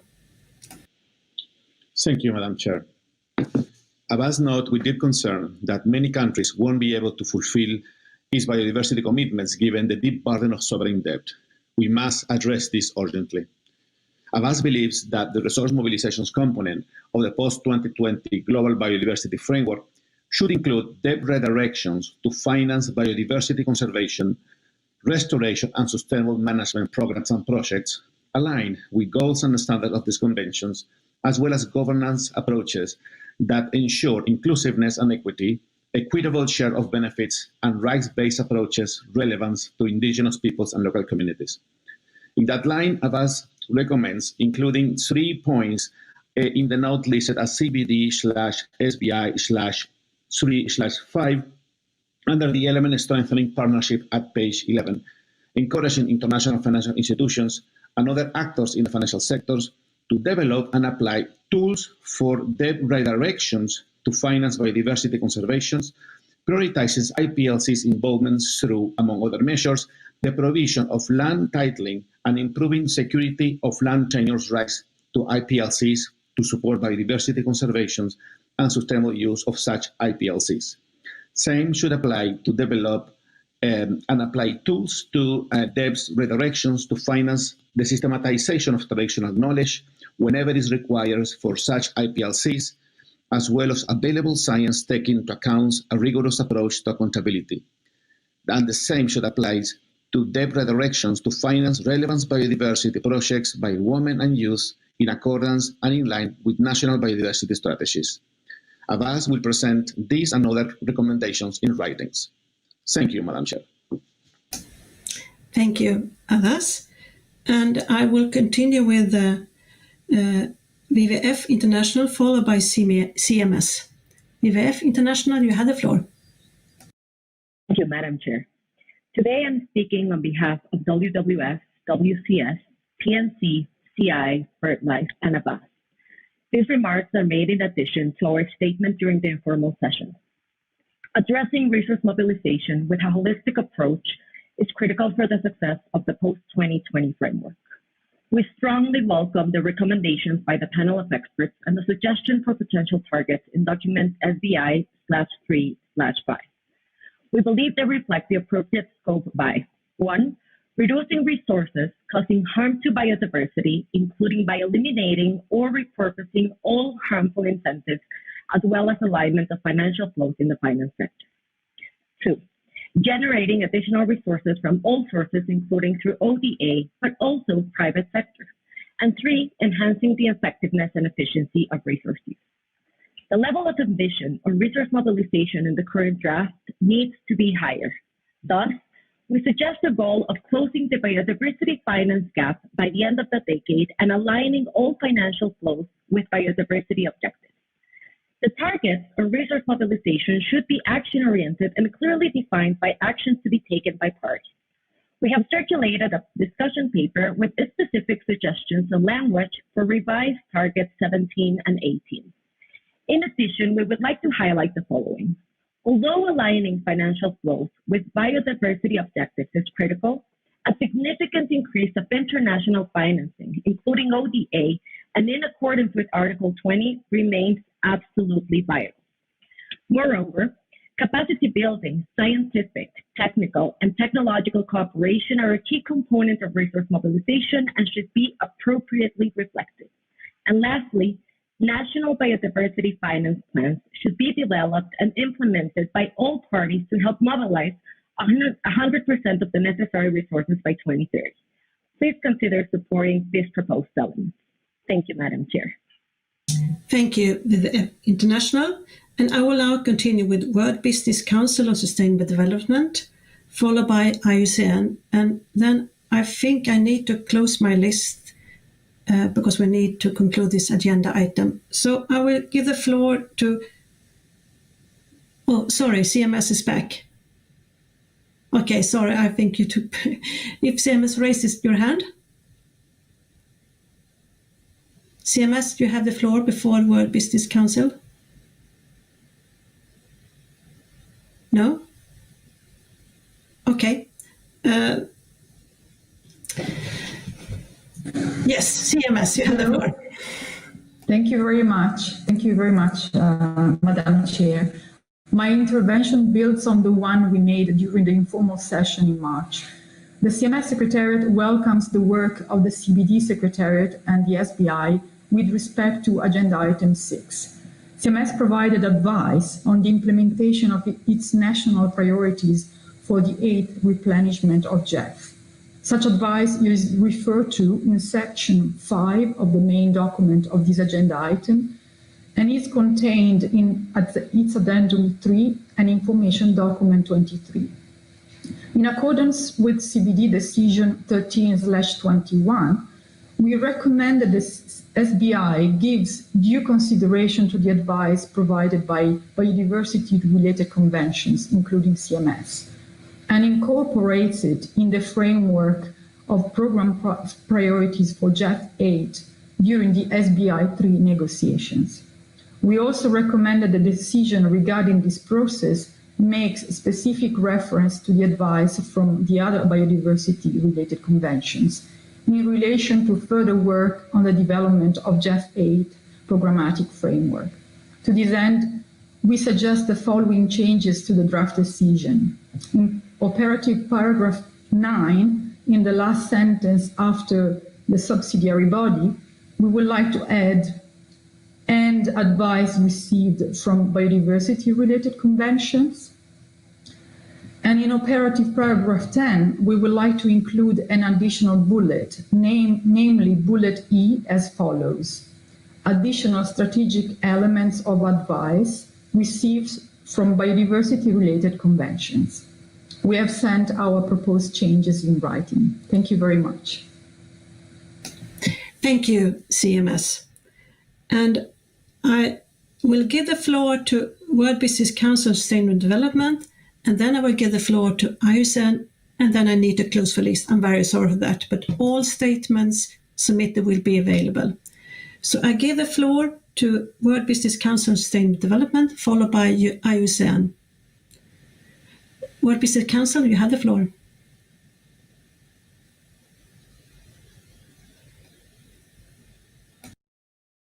Thank you, Madam Chair.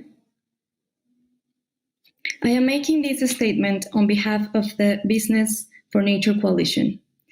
We all know that a transformative change cannot be achieved without the proper incentive mechanisms and financial resources. According to the Paulson Institute report, Financing Nature, we need to invest $700 billion per year to reverse the global biodiversity crisis.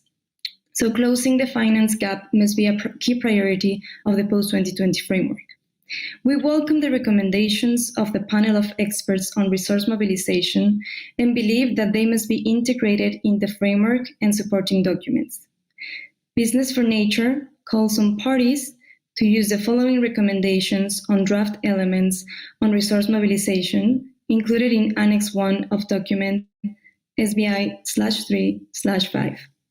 First, a stronger Target 17 that commits to eliminate and redirect all subsidies harmful for biodiversity. This must be the central element to the resource mobilization strategy and would also create a global level playing field for businesses to act. Second, to increase green finance by promoting the rapid development and implementation of innovative financial solutions. Third, a new target promoting regulatory measures to align financial flows of financial institutions and businesses to a nature-positive world, including the integration of biodiversity into business and financial decision-making. We know that increasing green finance only will not generate the resources needed, so greening mainstream finance should be another crucial element to the resource mobilization strategy. We remain available to all parties to discuss our suggestions further and contribute to a successful outcome. Thank you, Madam Chair. Thank you very much. And finally, on my list, IUCN, and I'm very sorry that I cannot take more interventions from observers. IUCN, you're the last on my list for today. IUCN, you have the floor. Can you hear me? I can hear you. Go ahead. Thank you. Thank you very much, Madam Chair. Distinguished delegate, please allow me to share the IUCN statement on resource mobilization. Addressing the triple yet related crisis of health, nature, and climate is urgent and essential. Investment in nature is essential for the survival of humanity, and the cost of such investment is small compared to the impact of inaction. Current public investment in nature protection is critical and must be enhanced. Reorientation of capital flows away from harming nature towards improving nature is crucial for success. Appropriate targets and metrics for flow and impacts must be integral to the post-2020 global biodiversity framework. IUCN strongly recommends that the risk to humanity caused by negative impact on nature must be integrated into public and private investment strategy and be publicly disclosed. Domestic and international public funds must create conditions for the massive flow of private funds to conserving rebuilding nature through policies and incentives that favor nature-positive outcomes, while supporting constituencies currently excluded from investment in nature. These flows should be included in national nature investment plan and national and corporate accounts that integrate improvement in agriculture, infrastructure, extractive industry and governance to the benefits of citizens and nations of the globe. Kindly note that we have uploaded this assessment as read out. Thank you very much, Madam Chair. Thank you, Ayusen. And as said, I need now to close the list. I'm very sorry for that, but all statements will be available if they are uploaded. So, thank you, delegates, for sharing your views. We have now reached the conclusion of our discussion on Agenda Item 6 on resource mobilization and the financial mechanism. We have had a very rich discussion and some good suggestions. On many issues, I note areas of convergence. However, we also have a range of views which require further discussion. I therefore propose to establish a contact group on this agenda item, and that the contact group will have the following mandate. I suggest that the contact group address the continuous issues in the draft recommendations on the financial mechanism and on resource mobilization, and prepare CRP on each for SBI-3 chair and plenary to the extent appropriate with the extent possible appropriate and feasible and clean language. I also noted that some of your interventions referred to the draft SBI recommendation on resource mobilization addressed to the open-ended working group 3, in particular on the Annex 1. Given that it's likely that the final adoption of all SBI recommendations will take place after the open-ended working group 3, a suggested way forward will be included to allow for SBI to provide timely advice on relevant elements for the development of a post-2020 framework. I am aware that we may not be able to produce a clean text at this stage, in particular on the elements that relate directly to the post-2020 framework and will be negotiated by the open-ended working group. However, in particular for the draft decision elements, which go directly to the COP, I wish to appeal to you to showcase your usual spirit of collaboration and compromise, and to please do what you can in this regard. The contact group will be chaired by Ms. Ines Verley from Belgium and Ms. Teona Kachava from Georgia. The contact group will hold its first meeting at 19th May, that's Wednesday, from 7 to 10 a.m. Montreal time. I think that, please note that. Let us now turn to the next agenda item. If not, the Secretary would like to add something. Otherwise, I continue with agenda item 7.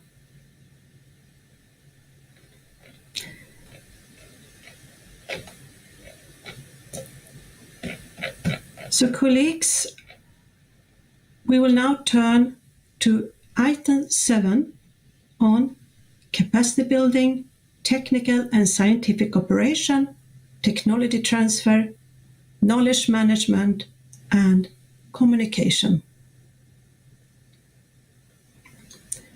Before we proceed with statements, kindly recall that this item was considered during our informal session on 10 and 11 March 2021. At that time, we heard interventions from 19 parties and regional groups and 9 observers. 2 additional written submissions were also received. I will now request the Secretariat to introduce the documents for item 7. Secretariat, you have the floor. Thank you, Madam Chair. to assist the subsidiary body on implementation in the consideration of this agenda item, the Executive Secretary has prepared the following official documents. Document SBI-3/7, which provides progress reports and draft recommendations relating to capacity building, technical and scientific cooperation, and technology transfer. Kindly note that this document had the footnote 38 on page 8, which has been superseded by the new funding agreement for the second phase of the BioBridge initiative. So the current funding commitment by the government of the Republic of Korea for the BioBridge initiative will now end in the year 2025. You also have document SBI-3/7 Add 1, which presents the draft long-term strategic framework for capacity development to support implementation of the post-2020 Global Biodiversity Framework. You also have document SBI-3/7 Add 2, which presents the updated draft proposals to strengthen technical and scientific cooperation programs. Document SBI-3/16, which includes the evaluation report of the strategic framework for capacity building and development to support the implementation of the Nagoya Protocol on access and benefit sharing. Document SBI-3/8 on knowledge management and the clearinghouse mechanism. Document SBI-3/8 Add 1, which presents the draft knowledge management component of the post-2020 Global Biodiversity Framework. And finally, document SBI-3/9 on communication, which provides a progress report on the COP's request to the Executive Secretary to develop themes and background material around which parties and relevant organizations can organize communication and public awareness campaigns on the current status of biodiversity. The Executive Secretary has also prepared a number of information documents. These include INF1, which provides an evaluation of the strategic framework for capacity building and development to support the effective implementation of the Nagoya Protocol. INF9, which provides a report of the study to inform the preparation of the long-term strategic framework for capacity building beyond 2020. INF14, which presents a preliminary final report of the implementation of the short-term action Plan 2017-2020 to enhance and support capacity building for the implementation of the Convention and its protocols. INF15, which provides the proposals for an inclusive process to review and renew technical and scientific cooperation programs. INF16, which provides options for institutional mechanisms to facilitate technical and scientific cooperation under the Convention on Biological Diversity. INF17, which provides a preliminary list of relevant institutional arrangements and networks for facilitating technical and scientific cooperation at different levels. And finally, INF18, which provides a progress report on technical and scientific cooperation and the BioBridge initiative. Thank you, Madam Chair. Thank you, Secretariat. And I will now open the floor for interventions by major stakeholders group. No, sorry, no, I got a bit tired. Sorry, I take it once again. I start to talk to the regional statements, of course. And I first would like to see if those parties speak on behalf of our regions could raise their hand. If anybody speak on behalf of the African region, please raise your hand. No. I will then give the floor to Palau, speaking on behalf of Asian and Pacific region. you have the floor. Well, apologies, Chair. Palau would like to speak on behalf of the Pacific. It will be a group statement, but if other regions should go before, I'm happy to wait. No, please go ahead, Palau. All right. Thank you very much, Chair. Palau is making this statement on behalf of the Pacific Island countries, noting Fiji's neutral position. The Pacific notes that the long-term strategic framework for capacity building must be aligned with the GBF and the 2030 Agenda. While we are still working through the parameters of the GBF, there are some parts of the 2030 Agenda which are relevant to our work and are of particular importance to us. This includes SDG Goal 17, Target 18, which highlights the need to build capacity of SIDS on data, and SDG Goal 14, Target A, on the importance of increasing marine scientific knowledge, research capacity, and transfer of marine technology, in particular for small island developing states and least developed countries. In a similar vein, we would like to draw attention to the Island Biodiversity Program of Work adopted at COP8, which is still relevant to our countries. There is a clear justification for the continuation of this dedicated work program on islands in the post-2020 GBF, as this was one of the most successful work programs coming out of the Aichi 2011 to 2020 strategy. We would also like to highlight another document of importance for SIDS, the SIDS Accelerated Modalities of Action, also known as the Samoa Pathway. There, the international community recognized that overall, small island developing states have extraordinary marine and terrestrial biodiversity that in many cases is fundamental to our livelihoods and identity. Given this, and the recognition of the special case of SIDS, we would like to support the need for consideration of a specialized framework program for small islands to enable us to meet and even exceed the aspirations we will set for ourselves in the GBF. Therefore, we will be proposing text to include special consideration for the development of an island biodiversity capacity development plan. We would also like to have more information on the support center mechanism proposed by the Secretariat. We are not yet ready to support the proposal in its current form, specifically in relation to establishing regional hubs. We propose instead utilizing and strengthening existing mechanisms where they are available. In the Pacific, tailored mechanisms already exist through the Secretariat of the Pacific Regional Environmental Program, SPREP, and the Pacific Community, SPC, among others.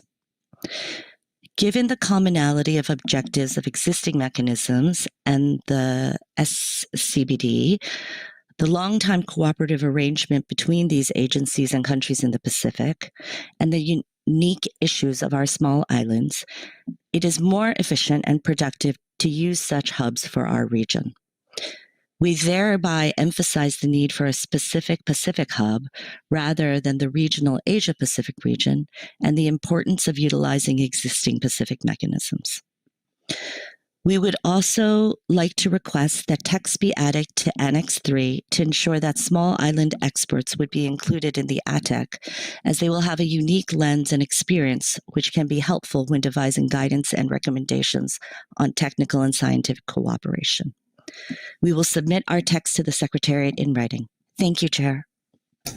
Thank you, Palau, speaking on behalf of Pacific region. I will now give the floor to Portugal, speaking on behalf of EU and its member states. Portugal, you have the floor. Thank you, Madam Chair. Good morning, good afternoon, and good evening, everybody. This statement is made on behalf of the European Union and its member states and builds upon our statement presented during the informal virtual session on the SBI in March 2021. We recall the importance of this item to ensure the effective and full implementation of the post-2020 GBF. We are looking forward to actively engage in discussions with other parties to improve the relevant documents, draft recommendations, and annexes for further discussion during the third open-ended working group and adoption at COP15. We would like to emphasize the clear linkages between the components of this item and other SBI-3 and Subsidiary-24 agenda items, and that they should be well reflected. The use and improvement of already existing tools, initiatives, networks, and institutional structures should be prioritized for all components to maximize efficiency and avoid duplication of efforts. Regarding the draft recommendations related to capacity development for the Convention, Component A, we would like to add references to the clearinghouses under the Convention and its protocols. Annex 1 to the draft recommendations cannot be adopted yet, as we would like to suggest improvements, mainly on the governance and coordination mechanisms, as well as reporting and review. Concerning the capacity building action plan for the Cartagena Protocol, we reiterate the importance of capacity development for the successful implementation of the Cartagena Protocol, and the need to have a standalone and dedicated document that can be easily referenced to be discussed under this item. Portugal, could you please slow down a little? Thank you very much. Instead, to be discussed under this item instead of item 5. We take note of the evaluation of the strategic framework for capacity building and development to support effective implementation of the Nagoya Protocol. And we reiterate our support for the revision of the strategic framework in line with the post-2020 GBF, as well as the long-term strategic framework for capacity development. With regards to technical and scientific cooperation, Component B, further discussions will be needed before agreeing on paragraph 19 and 20 of the draft recommendation. Paragraphs 26 to 31 on institutional mechanisms of the support centers cannot be accepted as such. Further discussions are needed to determine the best option for those arrangements, especially modalities and criteria for their establishment, synergies between them and with other international agreements, and related funding strategies. Currently, we are in favor of option B, regional and sub-regional support centers. Regarding the process to review and renew technical and scientific cooperation programs proposed in SBI-3/7 Annex 2, we support option 3. This review by the Secretariat, with support from a consultant, should consider input from parties, non-parties, and other stakeholders on existing programs and initiatives. Concerning the knowledge management component, we would like to introduce 3 initiatives in the draft recommendation that we consider very relevant to support the knowledge management component of the post-2020 GBF. First, the development of a global knowledge center for biodiversity by UNEP WCMC with the European Union support for tracking progress on targets and goals for the future GBF. Second, the Data for Nature initiative, inviting all development actors to share biodiversity data on environmental and social impact assessments through GBIF. We will be happy to share more details on these initiatives, since we are unable to present them during side events.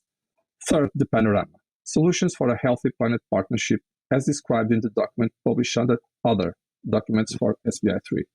We would like to propose an additional paragraph requesting the Secretariat to update the work program for the clearinghouse mechanism for the period 2021-2030, in line with the GBF and the COP15 decisions. We welcome the first version of the framework of the communication strategy of the GBF and would like to discuss it under this item instead of item 5. This would ensure coherence with the broader discussion on communication, capacity development, and knowledge management under the GBF. We consider that the framework for the communication strategy should especially focus on transformative change and action, as well as climate change, synergies with other MEAs and SDGs, and solutions.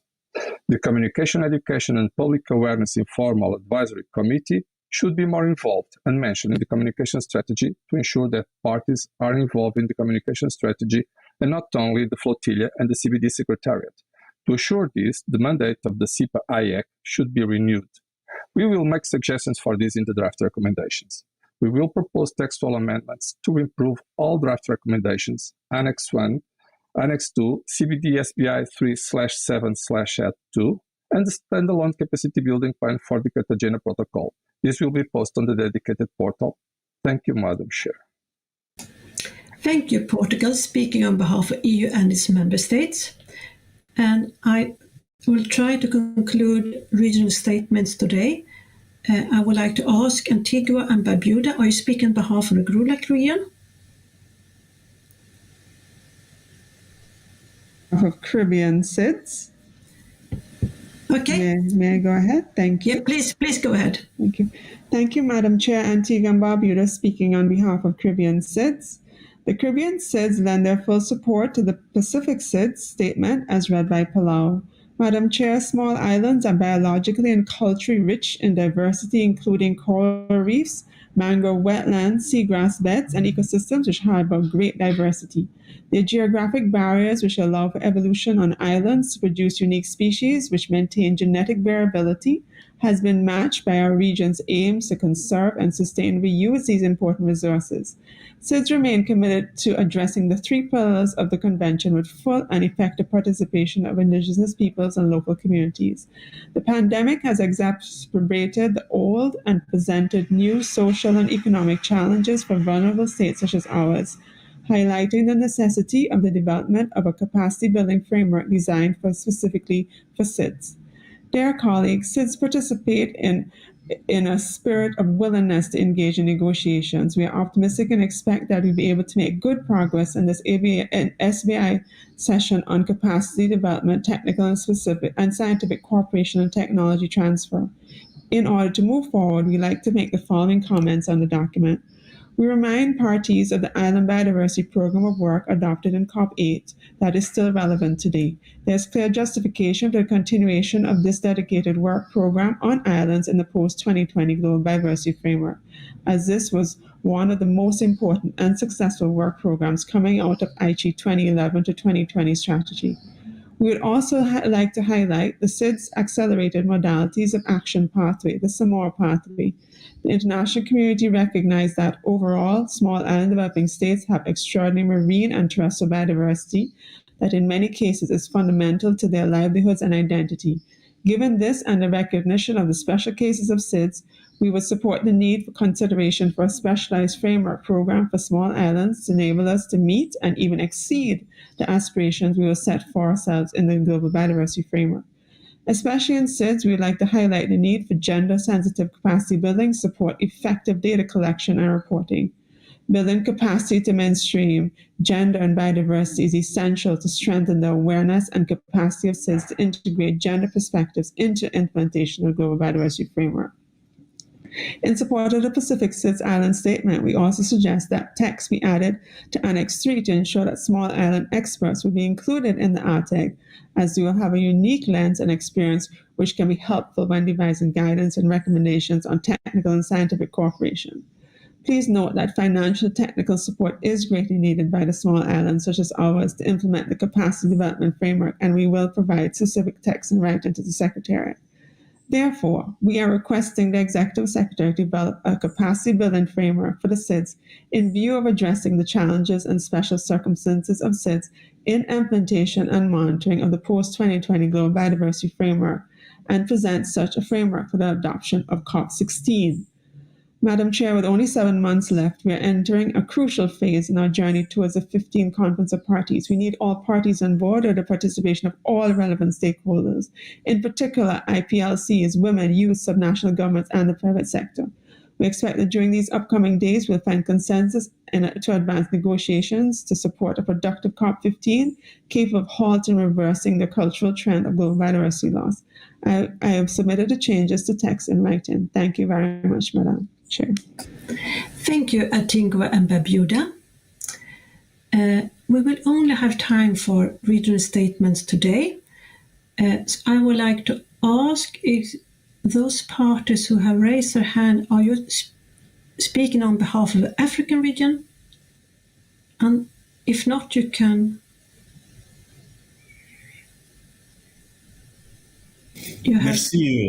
Merci beaucoup, Madame la Présidente. Thank you, Madam Chair. Oui, il s'agit de la déclaration au nom du groupe. Yes, it is our statement on behalf of the African group.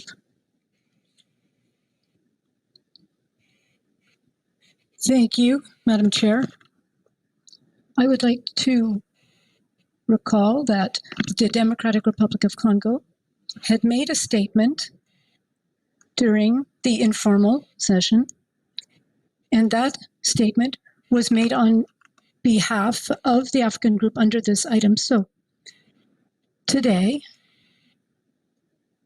we would like to simply emphasize some of the important aspects that Africa would like to bring to your attention in the framework of this discussion under item 7. The first is that we welcome the long-term strategic framework for capacity building beyond 2020. We also believe that its implementation should be based on lessons learned from the implementation of the short-term action plan, in particular, the resource mobilization. We also would like to support an independent assessment of the long-term strategic framework, but that assessment should be carried out midterm around 2025, and that the final assessment would happen in 2029.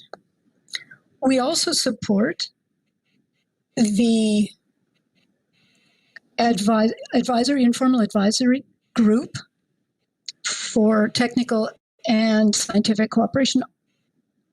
All of this is found in the statement that we made during the informal statement. So thank you very much, Madam Chair.